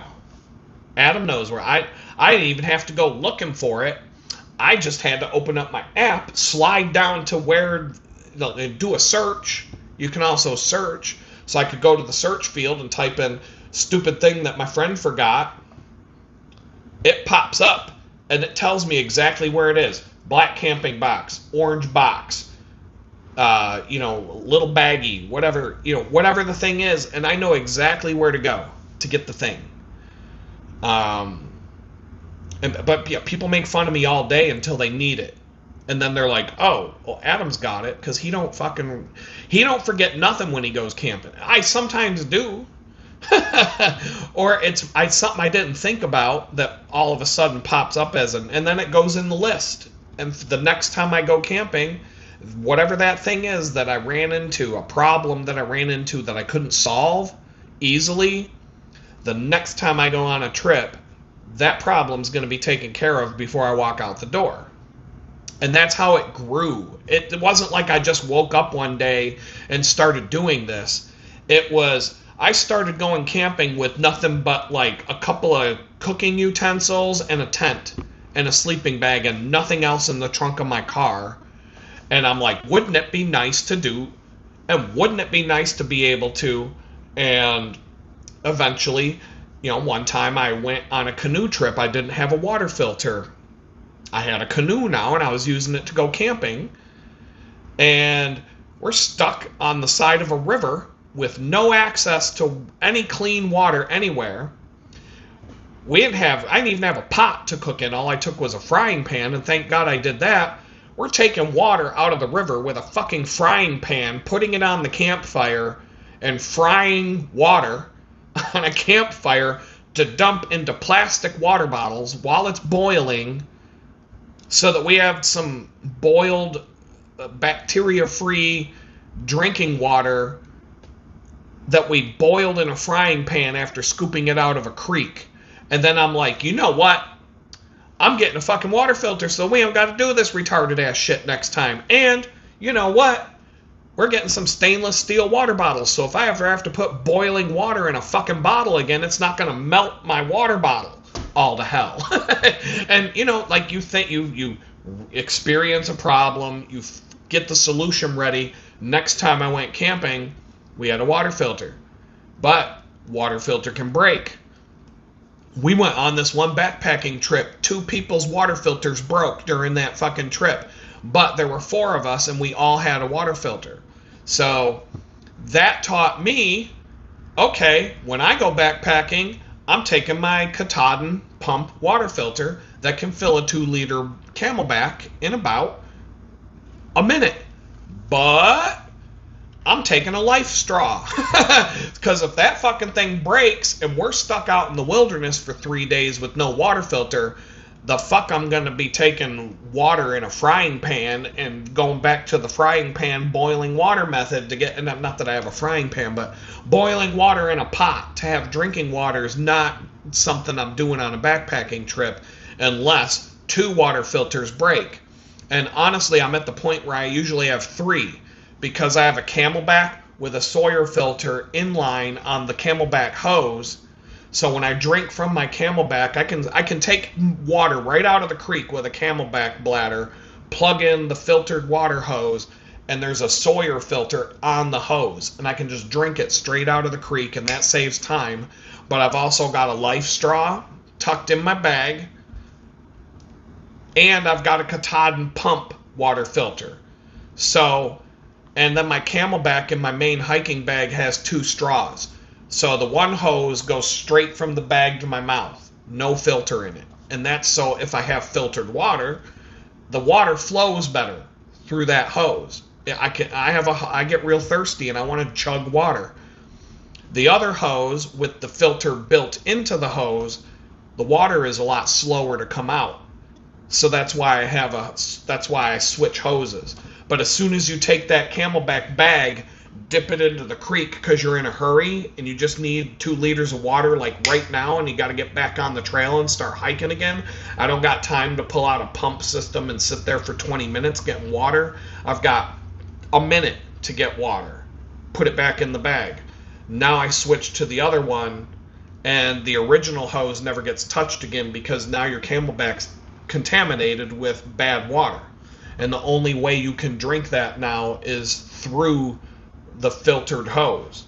And so you can't use that bag until you disinfect it again. And so, but it's a backpacking trip. You're supposed to use stuff up and you're supposed to come out of the woods a ragged mess. You're supposed to go into the woods ready to take it on, and you're supposed to get back to your car like barely able to make it. Like you're ravaged, you're a mess, everything's used up and all the food's gone and you're stuck, scooping water out of a creek and drinking it with a filter.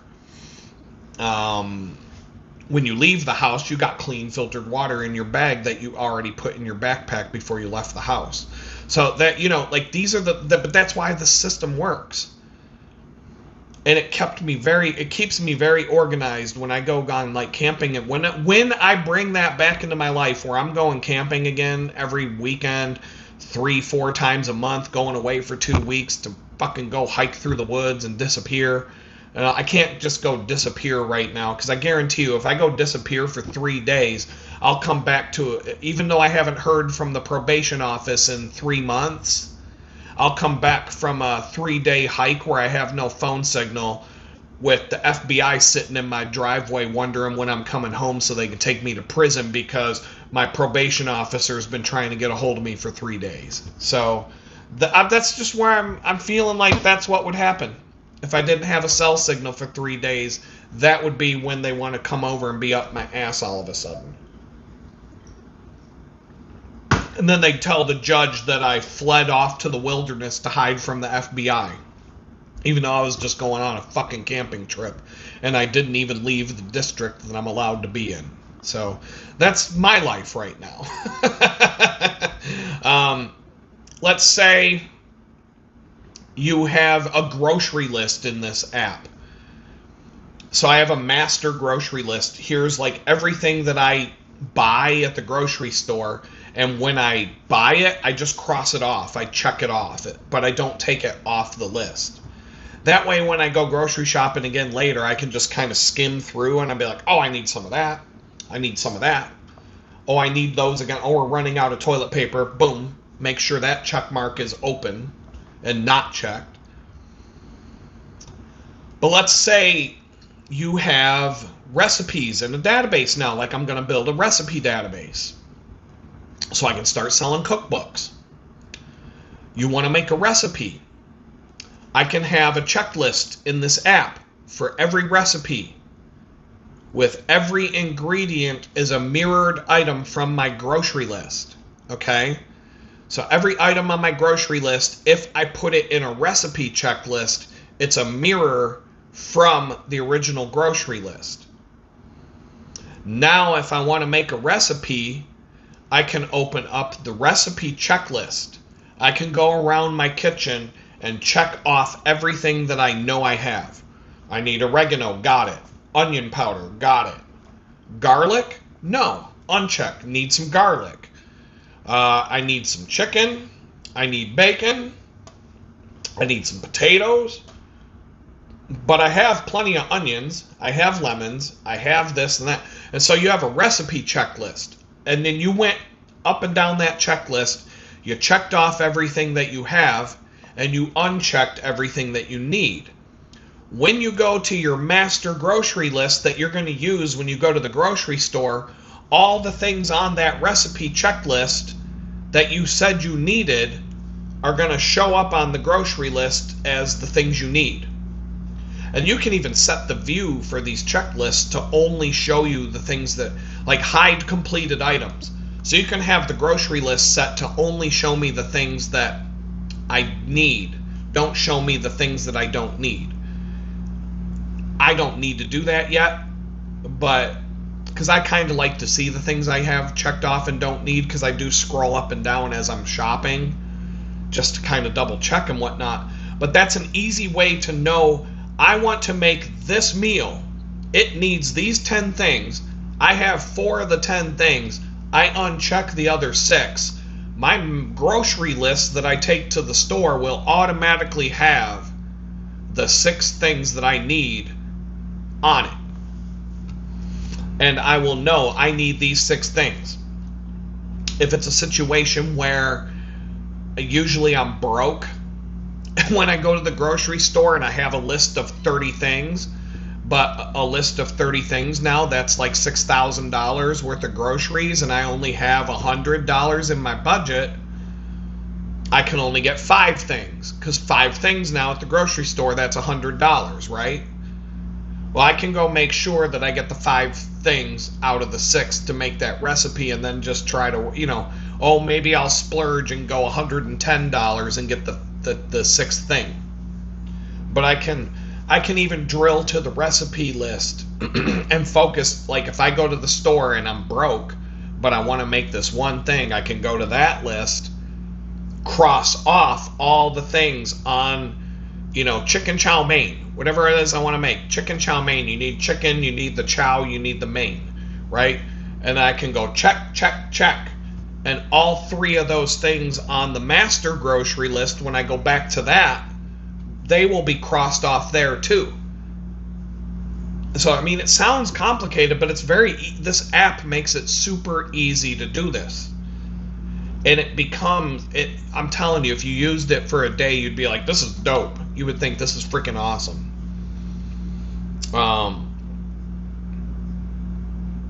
If you wanted to make 4 recipes, you could go, so, okay, you want to do 4 recipes. Well, what if all 4 of those recipes have the same ingredients? Like, maybe there's 5 ingredients for each recipe, but 3 of the ingredients apply to each recipe. So you can go to recipe number 1, check your cabinets, check your fridge, your freezer, cross off, I've got these 3 things. Now when you go to the other recipes, those recipes will also reflect that you have these things and you already checked them off. And so you can go to each recipe, and then your master grocery list will reflect only the things that you said you needed for all 4 or 5 of the recipes. I mean, you could have recipes that have 20 ingredients, another one with 15 ingredients, another one with 6 ingredients. You don't have to check each individual. If you buy the thing at the grocery store, the recipe list will automatically get the thing checked off too, saying that you have it. You don't have to maintain 10 different checklists and remember, I crossed it off here, but I got to cross it off there too. And that would get so complicated that you would never do it. That's the point. It really gets, this app makes it so that you can do those kinds of things. And I didn't realize these things when I started using the app, but when I discovered these features, I was like, holy shit, and it would come in so handy. I was kind of bummed that I didn't feel the need to use this app until last week, and now I'm going to start really banging on it. And I'm going to dig deeper into this app and start using it for more things than I've ever used it for in my life. Love this app. Does it have bugs? Yeah, it has bugs. It has a few. You're never going to find a piece of software that you use that doesn't have some bullshit bug or something missing. You got to make a decision. Is it your car? It's like, do you ever have a car that doesn't have something wrong with it? Your car always has something wrong with it.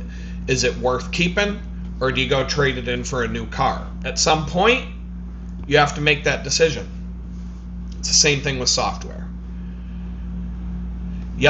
Sunday, I filtered the 3.5 gallons of cold brew coffee, and so now my kitchen's piled up with dirty dishes because of that. That's always the bottleneck. 7 half-gallon mason jars, screw-on lids, and 7 of these coffee filters that take forever to wash. Takes up the whole countertop next to the sink, and it becomes a bottleneck. Until I wash those, I don't have a countertop anymore. To wash all 7 of those jars, the lids, and the filters, that's an hour and a half of my life gone. The jars and lids, no problem, that's easy. But to wash them and dry them, I don't have a drying rack that can hold 7 half-gallon mason jars and the lids and the filters, so I got to get drying mats. I got to lay 2 drying mats on top of my stove because I don't have enough countertop space.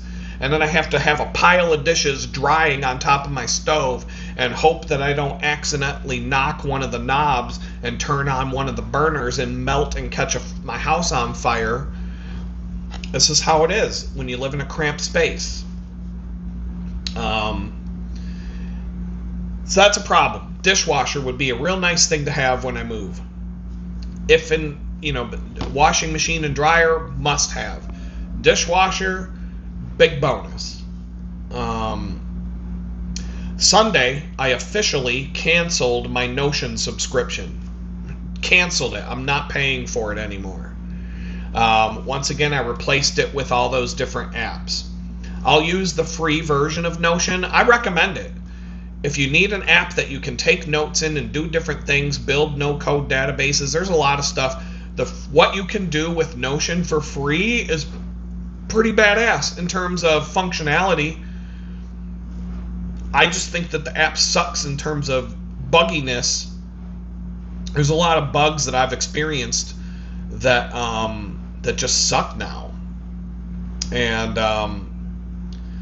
but I recommend the free version. The only limits that you'll really run into would be a 5 megabyte limit for any attached files like an image or a PDF. And if you need to make charts and graphs from your database, they charge you for that. It's in the subscription fee. It's like $12 a month. They let you create one chart to test it out, but after that you have to pay to make as many as you want. So to replace Notion, like I said, I'm using Workflowy for the checklist, packing lists, and anything that I'm going to need to use like an outline-based notes for.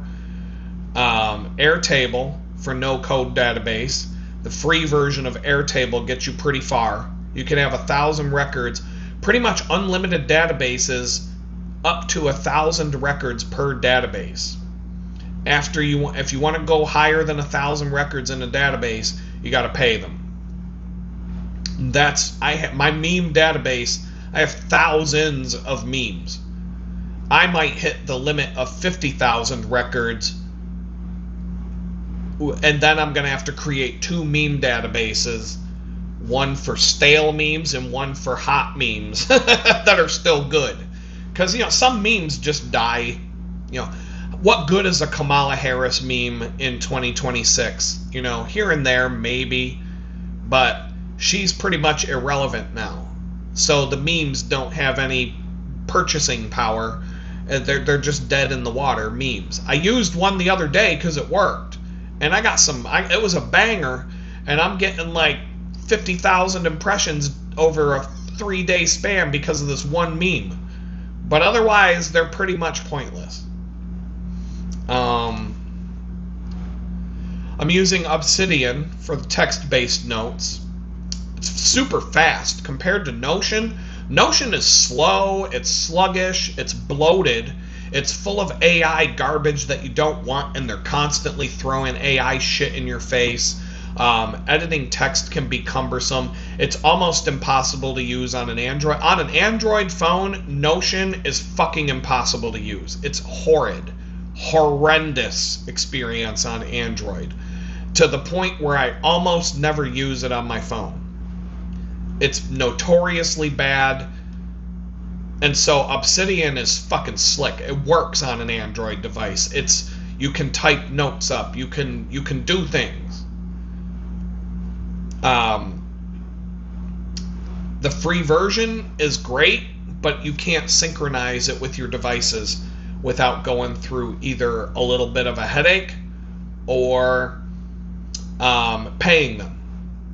So that was the part that I absolutely need my notes to be available no matter what device I'm holding in my hand or sitting in front of. If I have 6 different computers and 3 phones, I got to be able to access my notes right there at all times. That's the most important part of a note app for me. So Obsidian will allow me to do that. The only time I won't be able to access my notes, like I said earlier, is directly in a web browser through a website. So, before, like I was saying, when you replace software that's basically one size fits all, or you have a piece of software that does lots of different things, and you need to ditch it because it's falling apart and it's not doing the things anymore, sometimes you can't find another app that's one size fits all. And so you got to find different apps to cover the things that you use that app for. So I used Evernote years ago to do a number of things. Evernote was my main note-taking app. I also did slideshows in Evernote. You could do these really quick slideshows for like small meetings with small groups of people, and I could generate slides really quickly directly from my notes, and it was really powerful, and I could use it for meetings. It worked great. Evernote was also where I kept all those camping checklists. It started out in Google Docs, in a Google Doc, Microsoft Word Google Doc. Then I started using Google Spreadsheets for my checklists for camping. But that was impossible to use on my phone. So I switched it to Evernote because I could keep those checklists in Evernote And also, they would keep updated on my phone. And when I'm out in the woods, when I'm away from a phone signal, Evernote allowed me to keep those notes offline so that I could still get my checklist and still get my camping trip notes and things like that. When I'm on a road trip, I could still access any notes that I took about where I need to be, what I'm doing, anything important that I needed to know while I'm gone could be in an Evernote file. And if I didn't have internet, I could still get the notes, addresses, phone numbers, anything I need to know is in there. After I ditched Evernote, I kept it for certain things. I switched to Notion for my note-taking app, but at the time, you could not access notes offline. Notion would only work if you were on the internet. As soon as your internet connection's gone, your notes disappear. You can't find them, you can't read them, you can't see them anymore. So Evernote allowed me to keep notes for certain things available on my phone in those isolated situations. But then Evernote started to charge for that, and they wouldn't allow you to do it for free anymore. And at the same time, Notion made notes available offline because so many people were complaining about it, and people were canceling their Notion accounts because they wanted it and they needed it, and Notion wouldn't do it.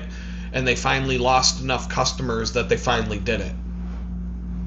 But it's garbage. The Android app is bullshit. It sucks. But it was good enough for me to at least be able to get in there and get my notes and get things that I needed. Obsidian is local files, so it's always offline.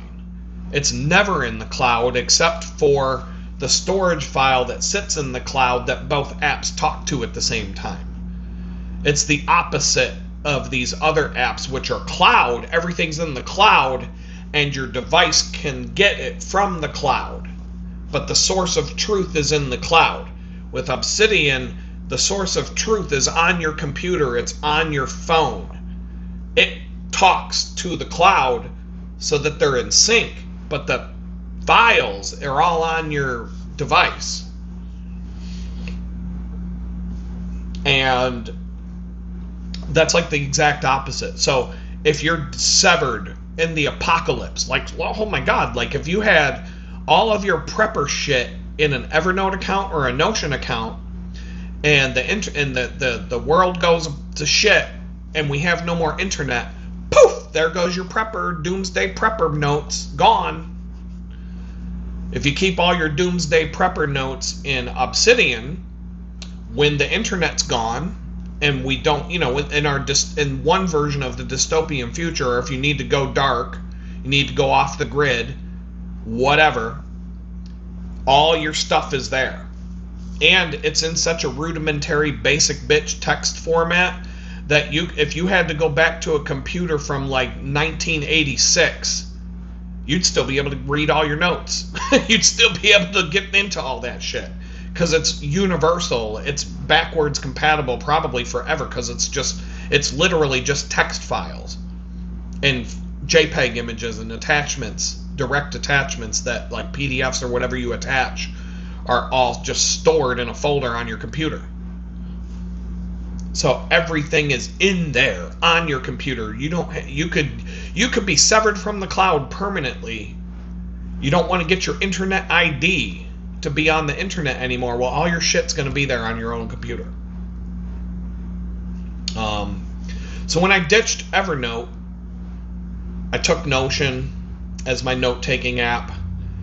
I took Workflowy for the checklists and packing lists, and that was like way better than Evernote ever was.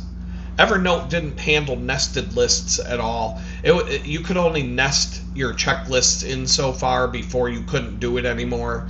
Like a box within a box within a box within a box became a problem. So I had to come up with ways to do that just, made sense to me. But Workflowy was like bang, bang, bang, bang. You can have a box within a box within a bag within a box within a pouch within a bag within a box within a box. It don't matter how many. You could go 150 levels deep and it won't stop letting you do it. and the interface allows you to see it. Like, visually, it's not even disorganized. It's beautiful. It's one of the best things I've ever seen. It's one of the best apps I've ever used. It's so simple. It's simple. It's dirt simple. Whoever made this app was a fucking genius, because it was an easy app for that person to build. Yet it's like mind-blowing how great this app is. And then for slideshows, I just use Keynote, because I hate PowerPoint. I don't like Microsoft products. Keynote is free. If you have a Mac, Apple gives you Keynote for free. It's Apple's version of PowerPoint. It works better. It plays better. I use it for the live streams when you see me showing you slides and stuff like that. I have a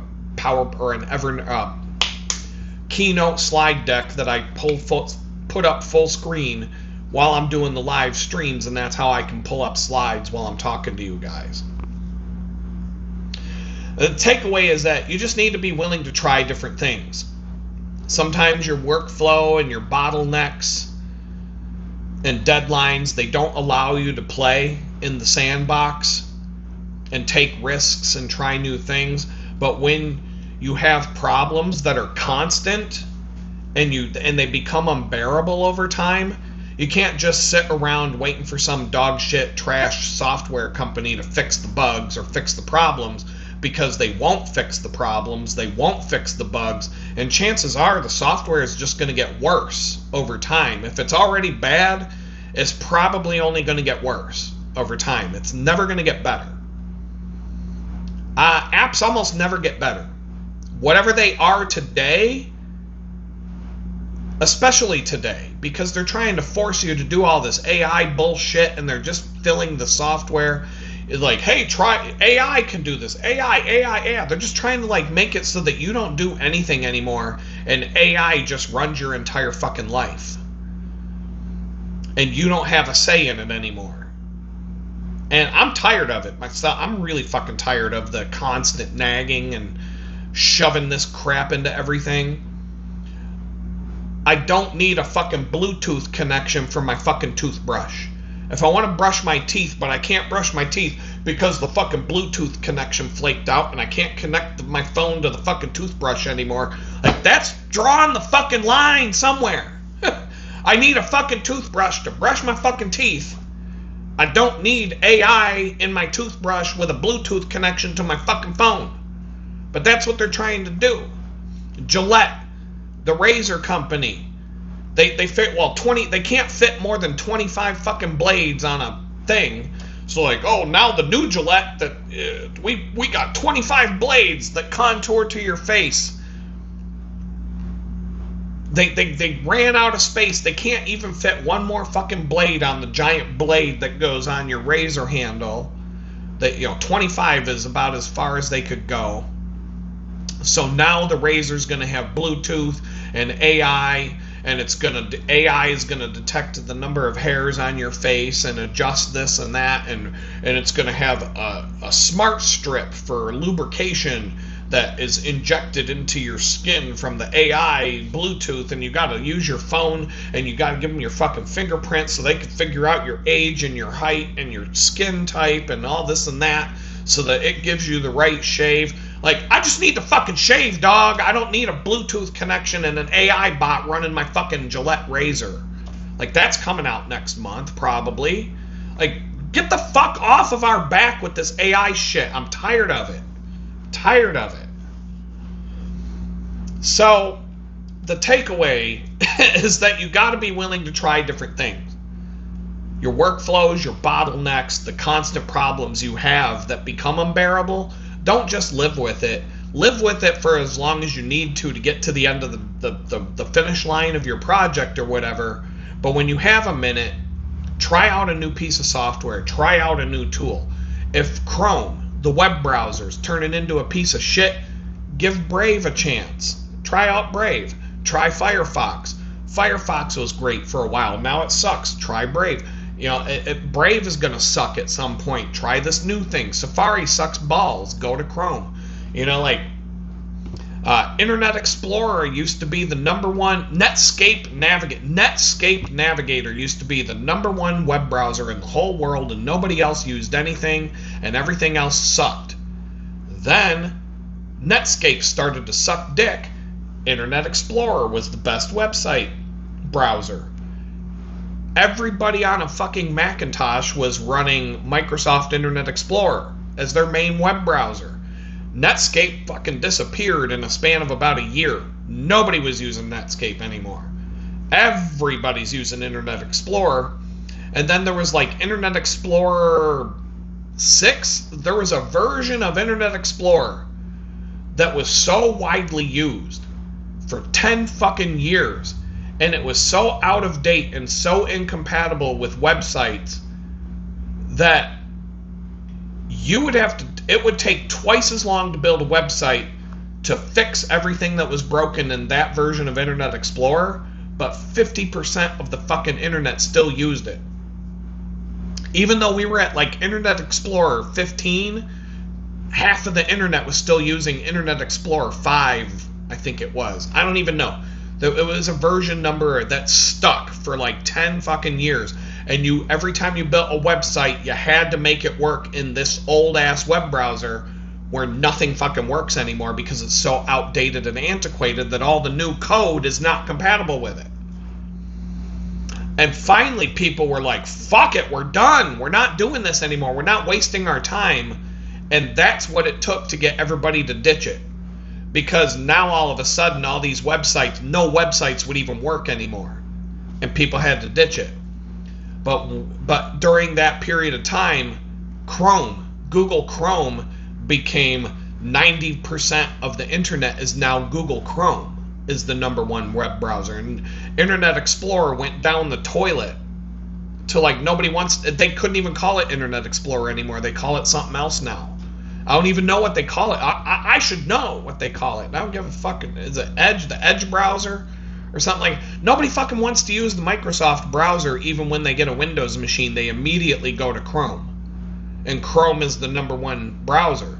But now Google's gotten too big to care, and Chrome is starting to turn into a piece of shit. And the worldwide statistics show that people are finally going, you know what, I'm going to give something else a try. So now Firefox is climbing the ranks. Brave, which is Chromium, it's Chrome based, but it's its own thing. But the base is Chrome. Safari's a little more popular. There's Opera and some other obscure web browsers that are getting... Chrome has actually dropped in the ranks quite a bit over the last few years because people are willing to try new things. But usually they're willing to try new things when the current thing starts to get shitty.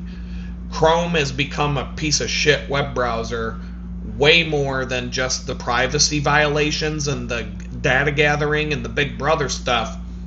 The actual web browser doesn't perform very well, and it's bloated and it's slow and sluggish and broken. And so people are ditching it because people want it to be fast and they want it to work. And on top of that, people are more privacy conscious, and so they want to go into something that doesn't steal your data. So I did that. That was last week and last weekend. That was a big part of my life. And then I went to my best friend's house and had some pulled pork on Sunday. He had a microwave sitting around. He let me bring that home. Came home, my air fryer was sitting on the front porch. My mini blender was sitting on the front steps. I had a coffee grinder. Kitchen upgrades out the wazoo. And then so I've been dealing, so I said in an earlier video, my car. I go to get it, and I'm 1 day away from going to get the emissions test done, and boop, check engine light comes on. Fuck me. So I came home, I plugged in my scan tool. Somebody left me a fucking comment, and I don't know, I may have misread the comment, saying, you need to get a scan tool and be able to fix your own car. I said in the fucking video that when I came home, I plugged in my scan tool, and I reset the codes to clear the check engine light, took a screenshot of the error code so I could look up what it was, came to the conclusion it's probably a contaminated O2 sensor, bank 1, slot 1, in front of the catalytic converter. I know what it is because I looked it up, watched a YouTube video of where it was and everything. I have the tools in the trunk of my car to change it to a new one, but I don't want to climb under my fucking car, deal with a goddamn thing that's probably frozen and it's probably not going to want to come out. I'm going to have to get the part, then I'm going to have to get like some whatever you spray, to penetrating oil to get into the threads. Maybe I could get some brake cleaner or some carb cleaner, pull that thing out, give it a little spritz, pss, pss, pss, let it dry off, stick it back in, turn the thing, clear the codes, drive a couple 100 miles. Maybe that'll clear the code enough for me to go get my emissions test passed. At some point, it's like, I don't got fucking time. I'm going to have to take it to the garage and just let them fucking do it. But at least I know enough about what's going on. It's not just a check engine light, check the engine, it's the check engine light. At least I know what it is. And like I said, if I was in a jam, real jam, I could probably fix. I don't have anywhere to get under the fucking car to get to the damn thing. I don't have a lift. I don't have jack stands. I don't have a garage. I don't have the means to do this shit. I can do so if I can lift up the hood and get it. Everything that breaks on this fucking car, I can't get to without ripping the fucking thing apart, putting it up on a lift, or whatever I need to do to get to the thing. So, no, it's not that easy sometimes to do your own shit unless you've got a whole day of your life to fuck around with a car. But at least I have enough to, at least when I take it to the garage, I can go get a quote from 3 garages this week. How much to replace the O2 sensor, pass my inspection, and give me an oil change. Bang, bang, bang. Whoever comes back with the best price, I can go there. And I already think I know where I'm going to go. There's a guy I want to try out because I hear good things about it. He works on German cars, and that's his business. And he's a small garage, and he gave me a pretty good quote last time my car broke. And if I had gone to him first, it would have been done first, and it would have been painless. So I think that's what I'm going to do this time. But for me, it's like it's a longer bicycle ride to get. I can't walk to his garage, but it's a quick bike ride. No big deal. I've got a bicycle rack in the trunk of my car now, so that's really not even a problem. So anyway, the check engine light came on again while I was driving to my friend's house to go get some pulled pork Sunday. So I drove almost 100 miles, but boop, thing came back on. Same car. I think I haven't even plugged in the scan tool because I don't even give a fuck right now. So I got other things to worry about. So now I can't get my registration renewed. Now I'm past due.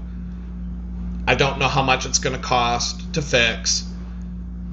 I'm hoping that it's a bad sensor and that it's not something wrong with the engine that's actually but for the age of the car, 150,000 miles, O2 sensor, probably that's what it is.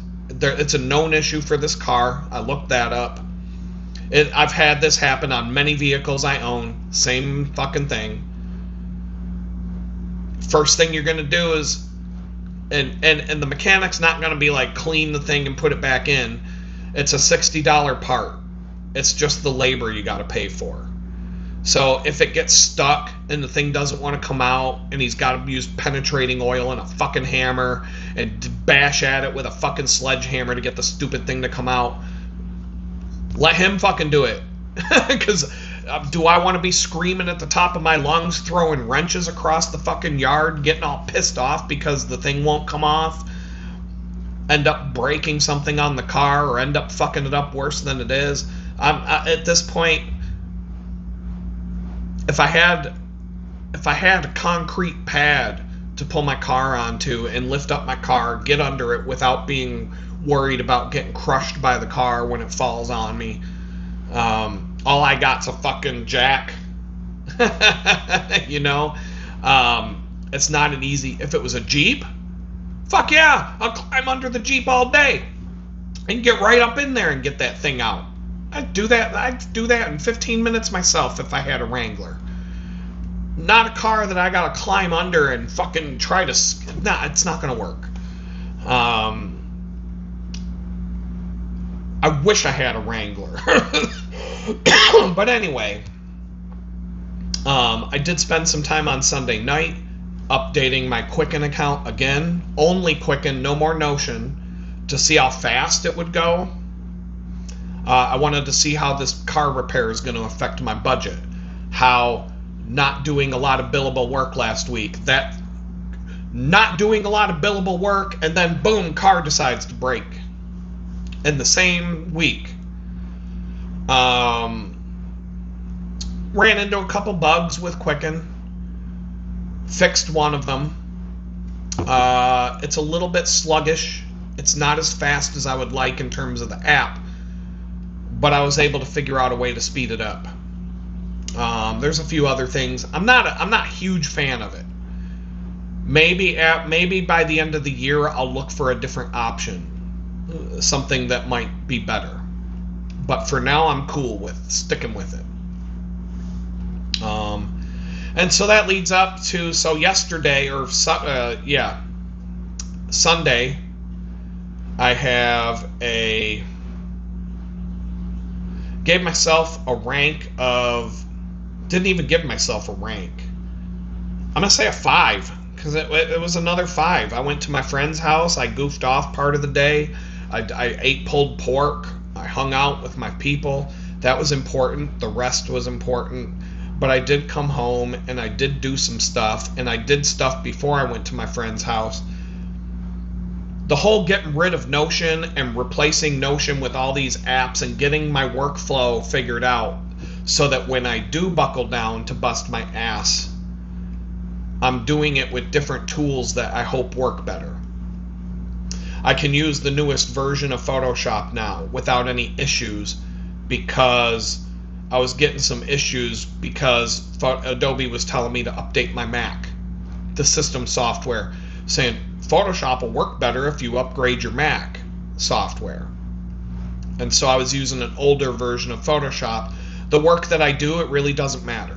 Really doesn't matter, but there were things I wanted to do that I downloaded the newest Photoshop for, and then it was giving me errors and problems because my system software was out of date.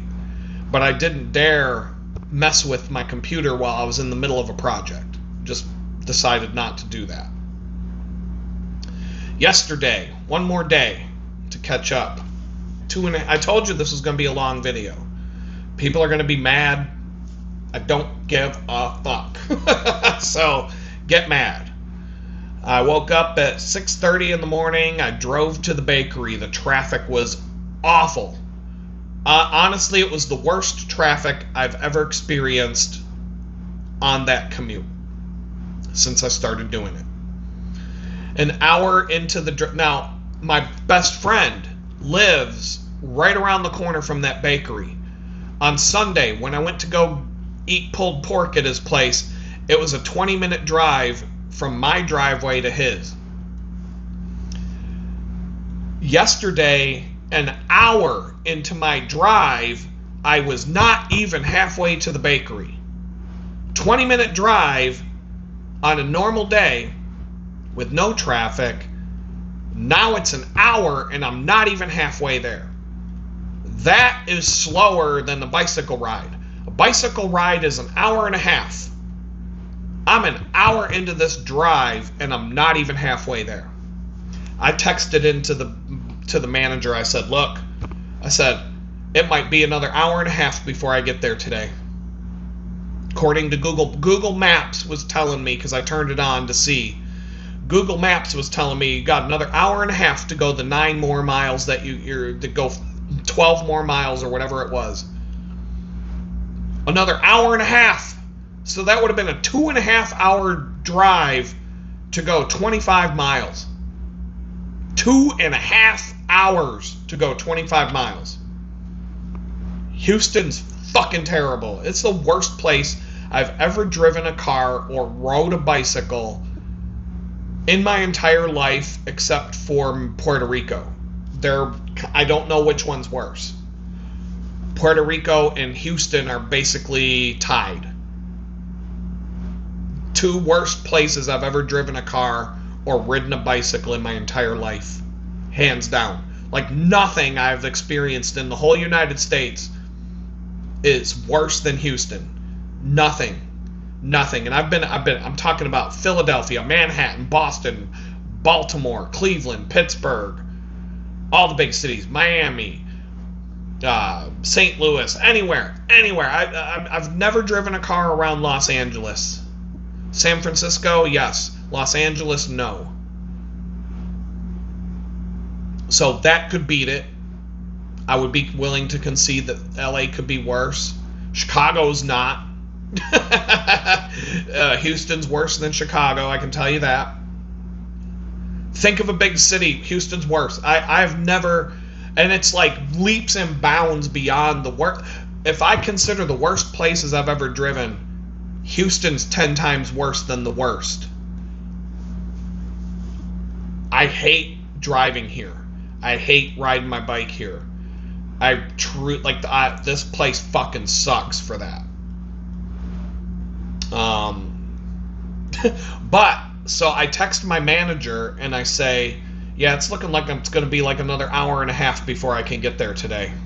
And all of a sudden, a miracle, I swear to God, a miracle took place, and all of a sudden the traffic just cleared out and I got to go straight to the bakery with no traffic right from that moment that I sent her the text message. And when I got to the time clock to punch in, I was exactly on time for my shift, 8:30 on the dot. But it was looking like I wasn't going to be there till 9:30. And like I said, I'd been in the car for over an hour and I hadn't even gotten halfway there, and it was saying another hour and a half to get there. And then somehow that felt like, seriously, I felt like when Moses parted the Red Sea and the Jewish people were able to cross the Red Sea with the Egyptians coming up on their ass. Like, that's what it felt like. I swear to God, it was crazy. And I'm looking at the clock. I'm like, you got to be kidding me. I'm going to be on time. I even left early yesterday. My spidey sense was telling me I left 20 minutes early yesterday, hoping that I would get there early and just be able to chill for a minute before I start working. That's why I was on time. But I'm telling you, the map and the traffic were so bad. I was going about 5 to 10 miles an hour for over an hour. So I only went like 9 miles in the span of an hour, 8-9 miles on a 25-mile ride, and it was telling me it would be an hour and a half to finish the drive.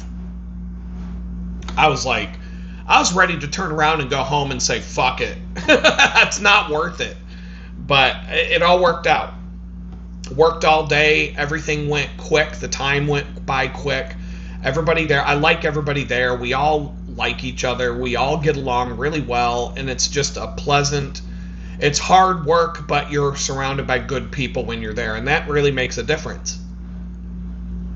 But I was supposed to get a message yesterday, and so we were sharing, I mentioned something about my car because that's always kind of a joke. Well, anyway, there's a woman there. She's telling me, now this isn't the first time that I've had a story like this shared with me there, because we all swap vehicle stories, because, you're always talking about what's going wrong with the car. It's always, something to talk about. And, every vehicle that we own is a piece of shit these days. So it's like, we all got stories. Her husband's Toyota pickup truck blew a head gasket, and it's going to cost $8,000 for a new engine. And I guess that happened. That happened at the same time my check engine light came on. And this guy on top of that, now it's an older Toyota pickup truck with like 250,000 miles on it, so this isn't like out of the realm of possibility of something like that happening, but it's going to cost $8,000 to fix this truck. Problem is, the dude, after working at a software company for 30 years as a software engineer and being pretty high up in the company, they kicked him to the curb. You know, because they're going to replace him with an AI bot. So he got kicked to, he put in 30 years of his life for this software company so that they could just kick him to the curb with nothing. Here you go, get the fuck out of here, you old washed up turd. Peace out, bitch. They kicked him to the fucking curb out of nowhere. And probably kicked him to the curb for being the old guy at the nightclub. Like that's happened. That was in software. I had a company where I was the old guy at the nightclub trying to pick up 20-year-old girls when I was 30 years old. They treated me like I was the 80-year-old guy at the nightclub trying to bang a 20-year-old chick. And so when you're my age, and this guy's older than me, he's probably 60. I don't know, he might be 50s, or he's older than me, I'm assuming. You are the old guy at the nightclub. Like, at the nightclub, you would be the old guy at the nightclub. Let alone working at a software company full of a bunch of fucking 22-year-old CEOs and Mark Zuckerberg douchebags. You know what I'm saying? And so that's why. Like, you can't do this job when you're old, because they don't want you when you're old. Even if you're better than everybody because you're old and you got experience, you're just a washed up old turd trying to pick up a 19-year-old chick at the nightclub when you're 65 years old. That's how they treat you. And so I'm dealing with my car problems with an oxygen sensor that's probably going to be $60 to replace the part and labor, get my registration renewed in a week or two, get that done. She's telling me about her son hasn't renewed his registration for 2 years and he's been fine. I'm like, yeah, I mean, you know, the cops might have better shit to do, but there's also those Palantir cameras everywhere you go now, and all the cops have them in their car. So every time I drive by a Palantir AI robot camera at a traffic light, cop comes up behind me, they're automatically getting an alert. Adam's driving with an expired license plate. Oh, here's that expired license plate again. Here's that expired license plate. We can track it all the way from the bakery to his house and back. We know exactly where he was and when, driving with the expired license plate. So they're not like the cops. When they're driving behind me, they're going to be getting beep, beep, beep, beep. Like they're going to get an alert from their fucking camera that scans the license plate and automatically knows. So it's just a matter of time if you're rolling the dice like that. But maybe the cops just don't feel like getting out of their fucking car and writing you a ticket for being 2 weeks past the day. I hope not, because I still got to drive here and there. But maybe Jesus will protect me from that. Because it wasn't like I'm trying to do the wrong thing. It was, I got to go get my car inspected. Boo! Here's the check engine light for you, bitch. Now you can't pass, motherfucker. How you like that? Volkswagen biatch. Never buying another fucking Volkswagen again. I fucking hate this car. But I don't need to shell out $8,000 for a new engine because my head gasket's blown. Yet. So hopefully I can get another year out of this car before something like that goes down. But this guy's got a blown head gasket in his vehicle, can't drive it, and he just got fired from his job after 30 years of busting his ass, and now they're basically fucked. And I'm like, you know, however bad it is for me, however bad it is for you, someone's gotten it worse. Now, you know, if we were to trade lives, like, you know, they got a nice house. They live in a real nice house. I don't. He doesn't have a multiple felony criminal record that I'm aware of. I do.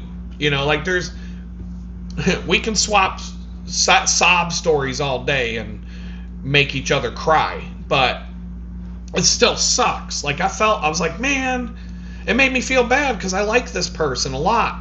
I like her, you know, her husband's a nice guy. Everybody I meet at this bakery is great. And it bothers me. I don't like hearing people having a bad time. They don't deserve that. So, but it's just kind of like a message for me that, you know, it could happen to anybody. And just because you're having a bad day, someone's got it worse. And sometimes I need to be put in my place and reminded of that, hey, it's not as bad. You know, just stop dwelling on this and focus on what you need to focus on for your life. So,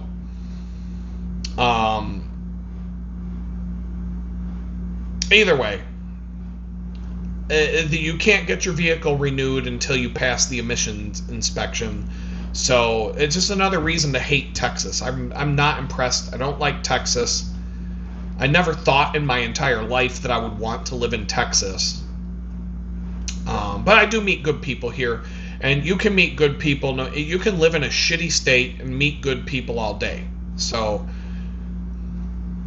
and believe me, if you've been watching my channel long enough, do you think that there's any place that I could live that I won't find something to complain about? Good luck. It's not going to happen. Had to go grocery shopping after the bakery yesterday. I got this air fryer, so I wanted to get the ingredients for one recipe. The bill was $100 just to make one fucking meal, to get enough food at the fucking grocery store with the shrinkflation and the inflation and every fucking other way that they're screwing us over every chance they get. It was like $100 just. I got the smallest shopping cart, and the stuff took up the corner of the shopping cart, and it was $100 for one fucking meal. I mean, you're going to have to take out a mortgage to go grocery shopping. You're going to have to go get approved by the bank, 6 forms of income, paycheck stubs, sign a loan with the loan officer at the bank,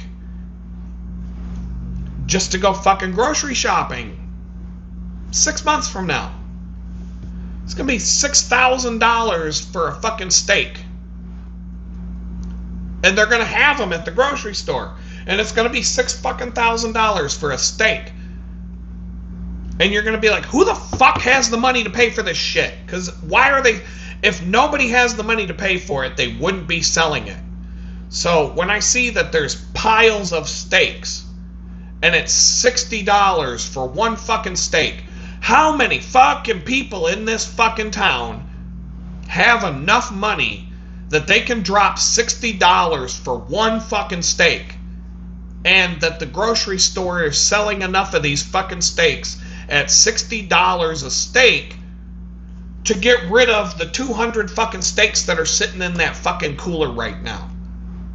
What the fuck is going on? Are there that many fucking people molesting children and becoming billionaires all around us that they can all go to the fucking grocery store and buy a $60 steak and clear the fucking grocery store? Like, does the grocery store just put out these steaks, put a $60 price tag on them, but because all of us poors, nobody can afford it, then they just throw them away at the end of the week, go butcher some more cows and put some more steaks out on display that they never sell?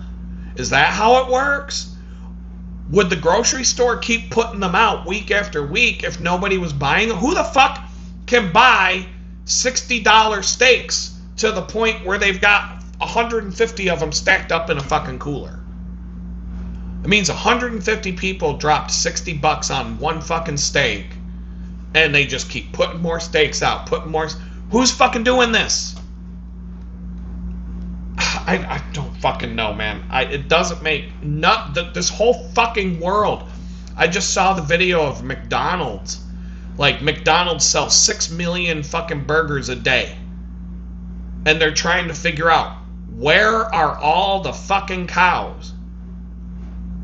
They sell 6 million hamburgers a day at McDonald's, and there aren't enough cows to support McDonald's for one fucking day, let alone 365 days a year selling 6 to 10 million burgers a day. Where are the fucking cows? What the fuck is going on here? Like, what the fuck is going on here? Like, it doesn't make any fucking sense. None of this shit. Like, you cannot, there's no fucking logic anymore. I wish Jesus would come out of the fucking sky with the sword in his hand and the lightning bolts coming out of his eyes and just slaughter these motherfuckers already and just get it done. Get it done. I'm sick of waiting for this fucking shit. So, part of the reason why my grocery bill to make one fucking meal was $100 was because my spice rack doesn't really have any spices. Things that I would normally have because I'm 50 years old and, lived a life I would already have. But back in 2022, it was like a tornado, a raging fire, and a flood all came to my house at the exact same time and a nuclear bomb and just completely wiped everything off the face of the earth, and now I have nothing. And so I have to rebuild everything from nothing. So I had to get like 4 or 5 spices. That was probably $50 of the fucking grocery bill right there, just to get spices for the spice rack.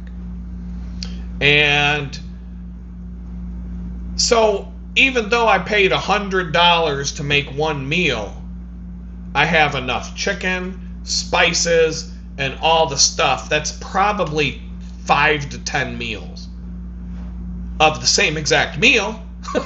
Some of it went in the freezer, but I mean, I've got like the ingredients to make this meal, but I probably have enough of everything to make it 5 or 6 times in the air fryer.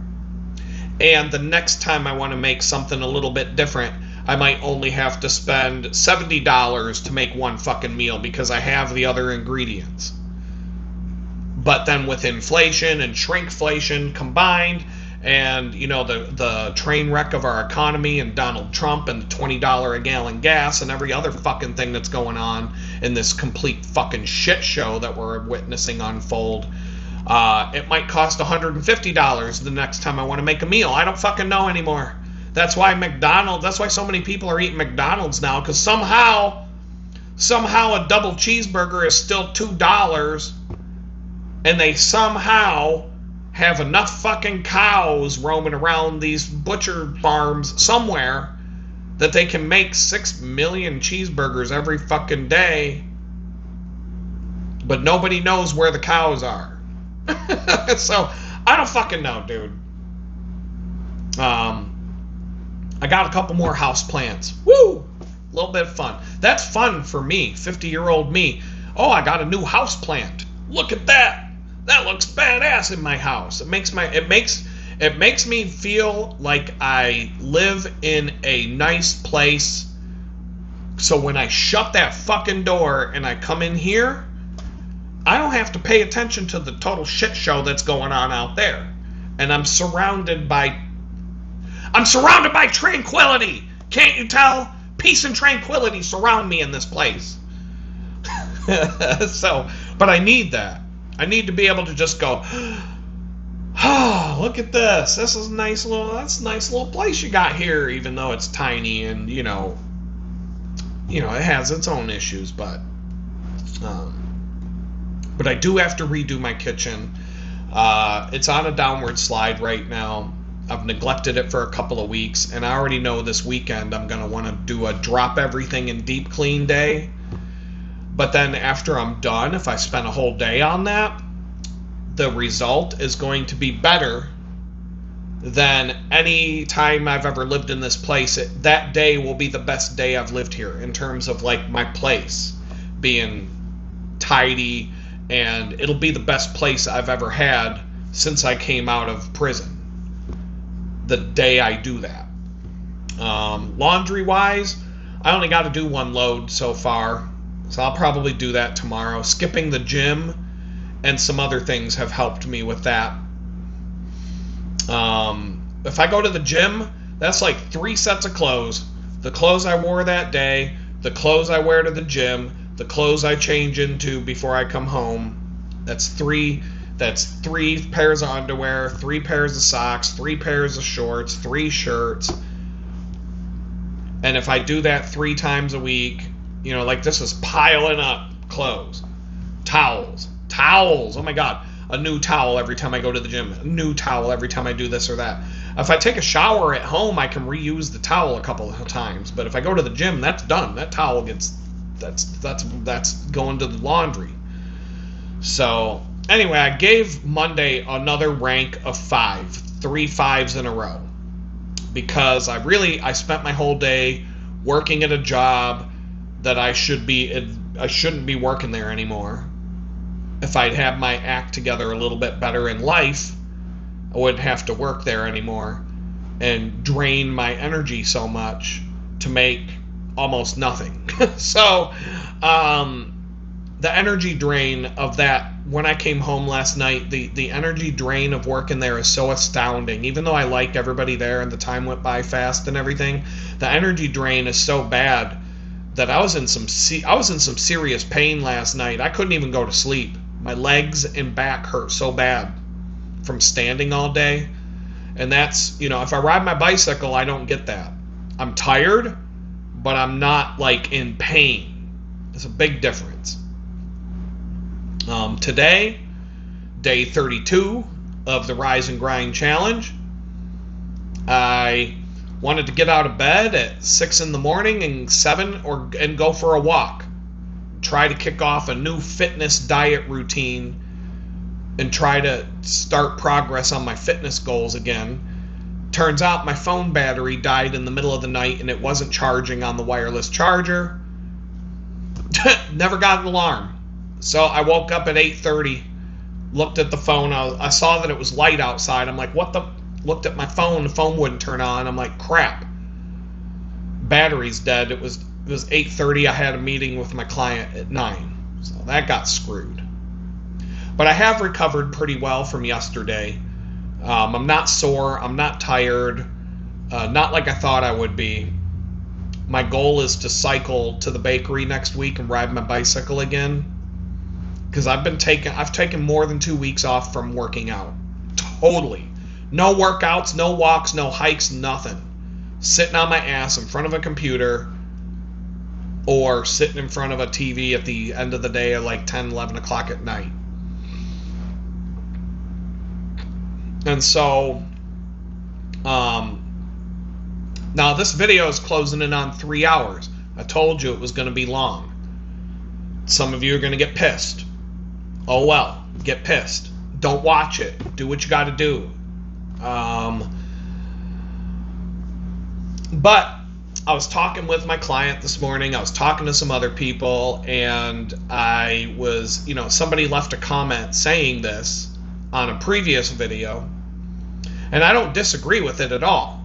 That if I'm going to sit here for 3 hours and talk to you guys on a video camera, and I'm going to talk about a bunch of different random things, I'm going to try to organize my stuff into topics and just kind of like, I want to talk about this, I want to talk about that, I want to talk about that.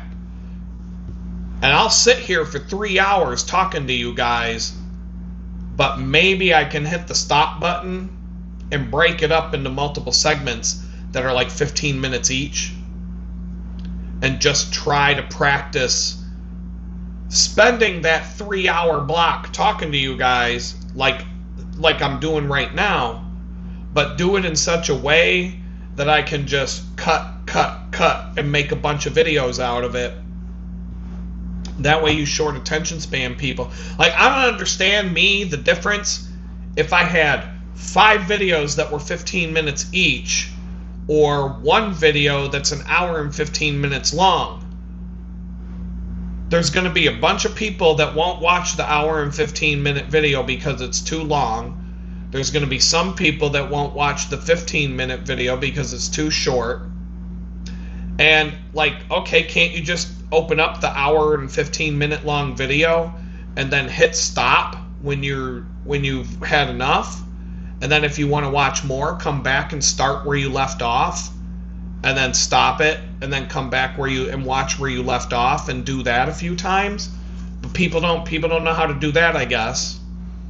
Joe Rogan does a 3-hour fucking podcast every day, and nobody bitches about that being too long.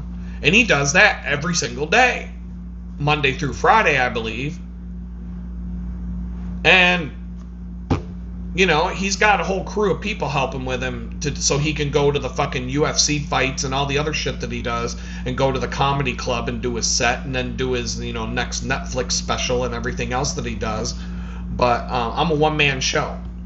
So I'm just thinking, okay, I could give that a shot. I'm not trying to make everybody happy. I don't give a fuck what people think. But it might help the channel grow if I can make a bunch of 15, 20-minute long videos, 10 to 20 minutes long. I don't think I can talk about anything in 10 minutes or less. And 20 minutes seems to be where people fall off. So 15 is that sweet spot.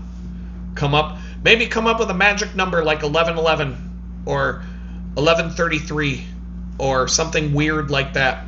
Esoteric 666 Illuminati bullshit, and just kind of do them that long and make that the exact time cut. And somehow put a timer in front of me and be like, that's it, time's out, see you next week, see you next time, or whatever, and just start doing some short videos. But they all get recorded at the same time. I spend 3 hours shooting the shit with you guys, and then I'm just like bang, bang, bang, bang, bang, bang, bang. I've got 20 videos. I can just drop them in the rotation. Each day you get a new one. But I only have to work like once every 2 weeks to make a new batch. So that might work for me. I might do that. And so, you know, and if I could get some new people to show up to the channel because I made some short videos that were, you know, more substance than a retarded ass TikTok short, but not 3 hours long, I can do that. I can at least try and do that. It's more work. I mean, it's a lot of fucking work to do this YouTube stuff. Most of the people who bitch and complain don't have any fucking idea. They think, oh, it's just hit a button and push another button. It's not. So, the people who don't complain but make suggestions, which there's a difference, they know it's not easy.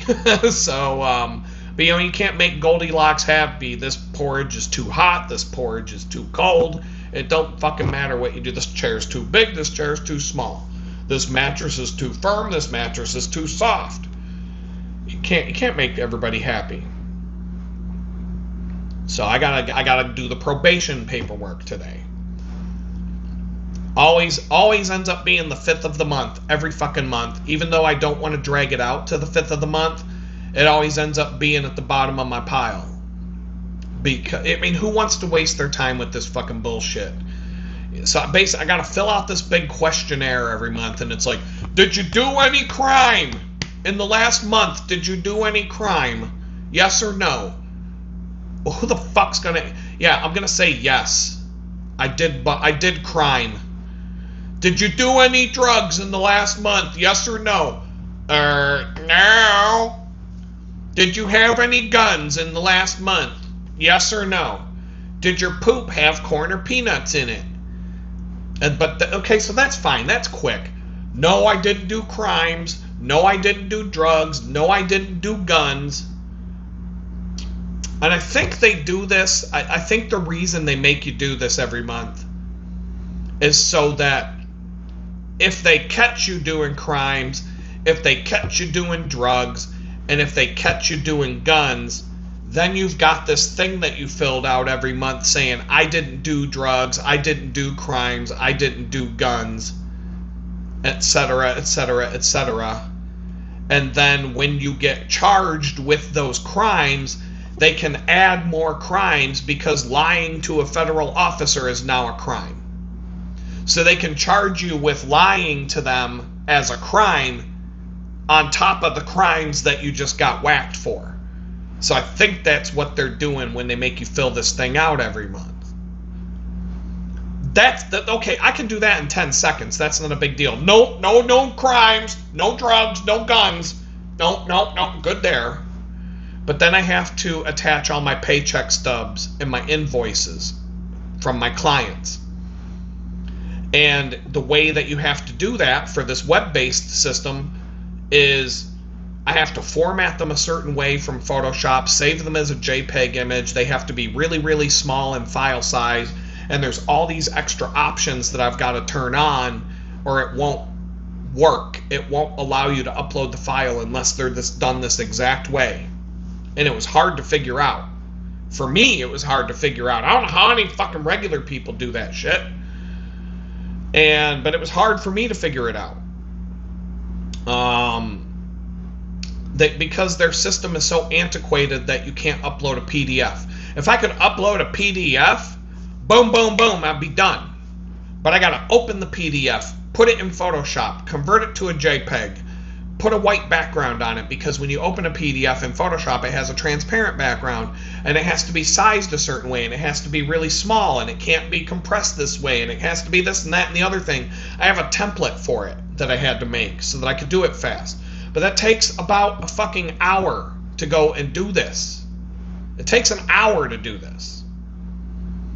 Then I got to fill out this thing. How much did you spend on rent? How much did you spend on utilities? How much did you spend on groceries? How much did you spend on your car and your transportation? Tell us everything else that you spent money on this month, and how much did you spend, and what did you spend there, and what was that, and do you have a car? There was a period of like 4 or 5 months that I had to enter in all the stuff about my car every single month. The license plate number, the VIN number, this, that, the other thing, because every month I'd go back and they didn't have it anymore, and I'd have to re-enter it. They finally fixed that, so I don't have to re-enter my car every month.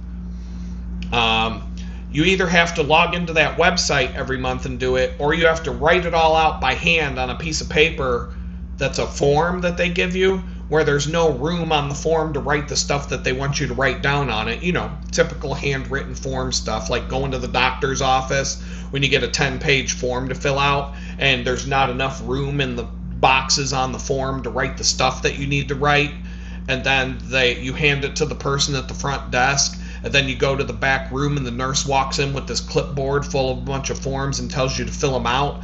And I'm like, didn't I just fill this shit out when I was sitting in the waiting room? It's the exact same thing. Why don't you go get that? Why are you making me do that again? Why don't you just go get the one I fucking did? And why the fuck are we doing this on a piece of paper at the doctor's office when you got iPads and computers and fucking shit like that? What the fuck is this? Or is it 1972 here at the doctor's office still? But anyway, you can do it like that. But then I would have to make photocopies and print every paycheck stub, every PDF, everything, fold it up, put it in an envelope, go to the post office, make sure it gets in the mail and it's postmarked by the right date. So that's going to take even more time. But if they really wanted to be a jerk to me, they could make me go down to Houston once a month, go down to that place, pay for the parking, sit in the traffic, go into downtown Houston, go through the metal detector, get wanded, everything, go up to the office, go in there, go up to the bulletproof glass window.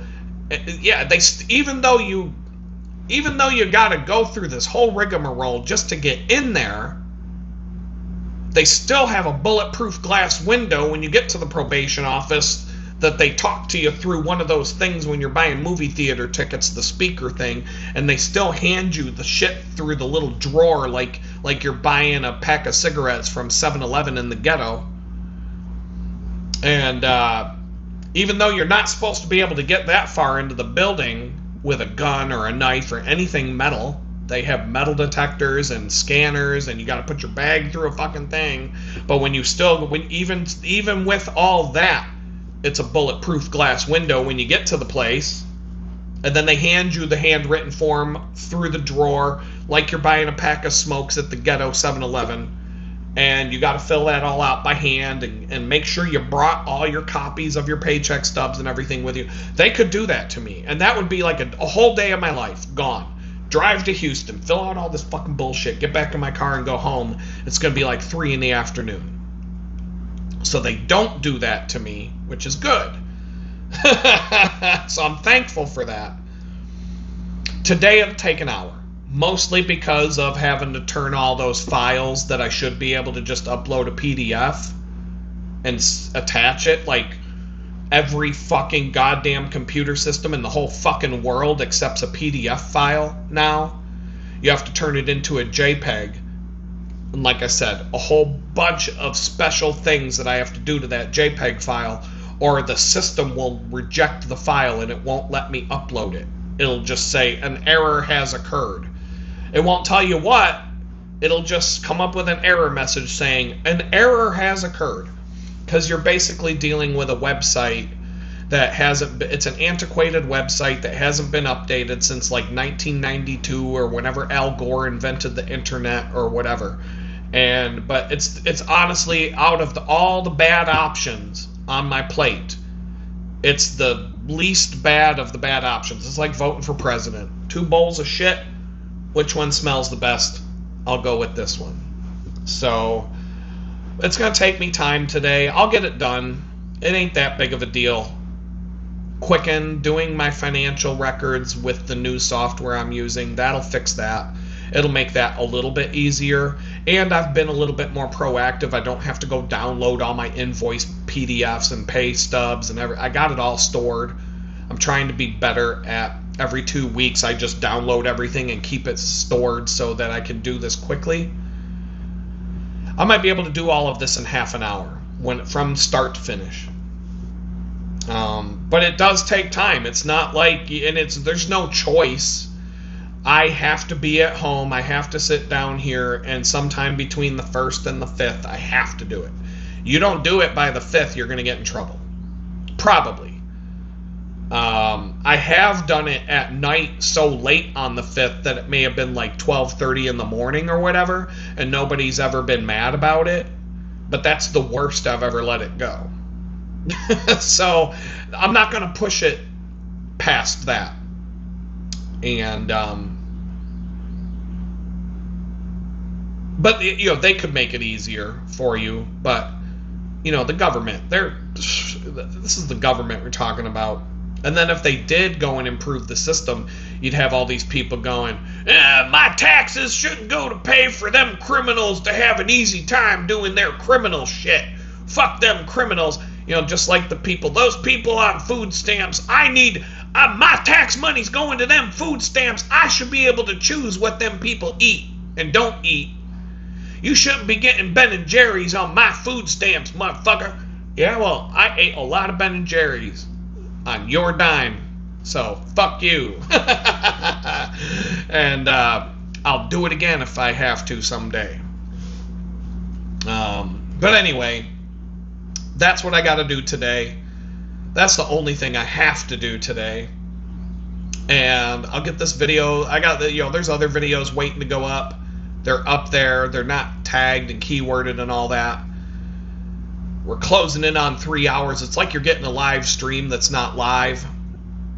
And after shooting this video, I'm going to dig into something that I want to do to try and learn how to use that Workflowy app a little bit more, to be able to do more with it than what I currently use it for. Since I'm paying for it again, I may as well just dig deep. So I'm going to dig deep into that for like an hour or two and just be like, this is what I'm doing right now. Then I'm going to do my probation paperwork. Then I'm going to eat something. I definitely am not going to be redoing my kitchen today. I'll just take the microwave, I put it on top of the stove, I plugged it into the socket above the stove, and then I'll put the microwave on the floor when I'm done using it, if that's what I'm going to, whatever I got to do, I'm going to do to get through the day.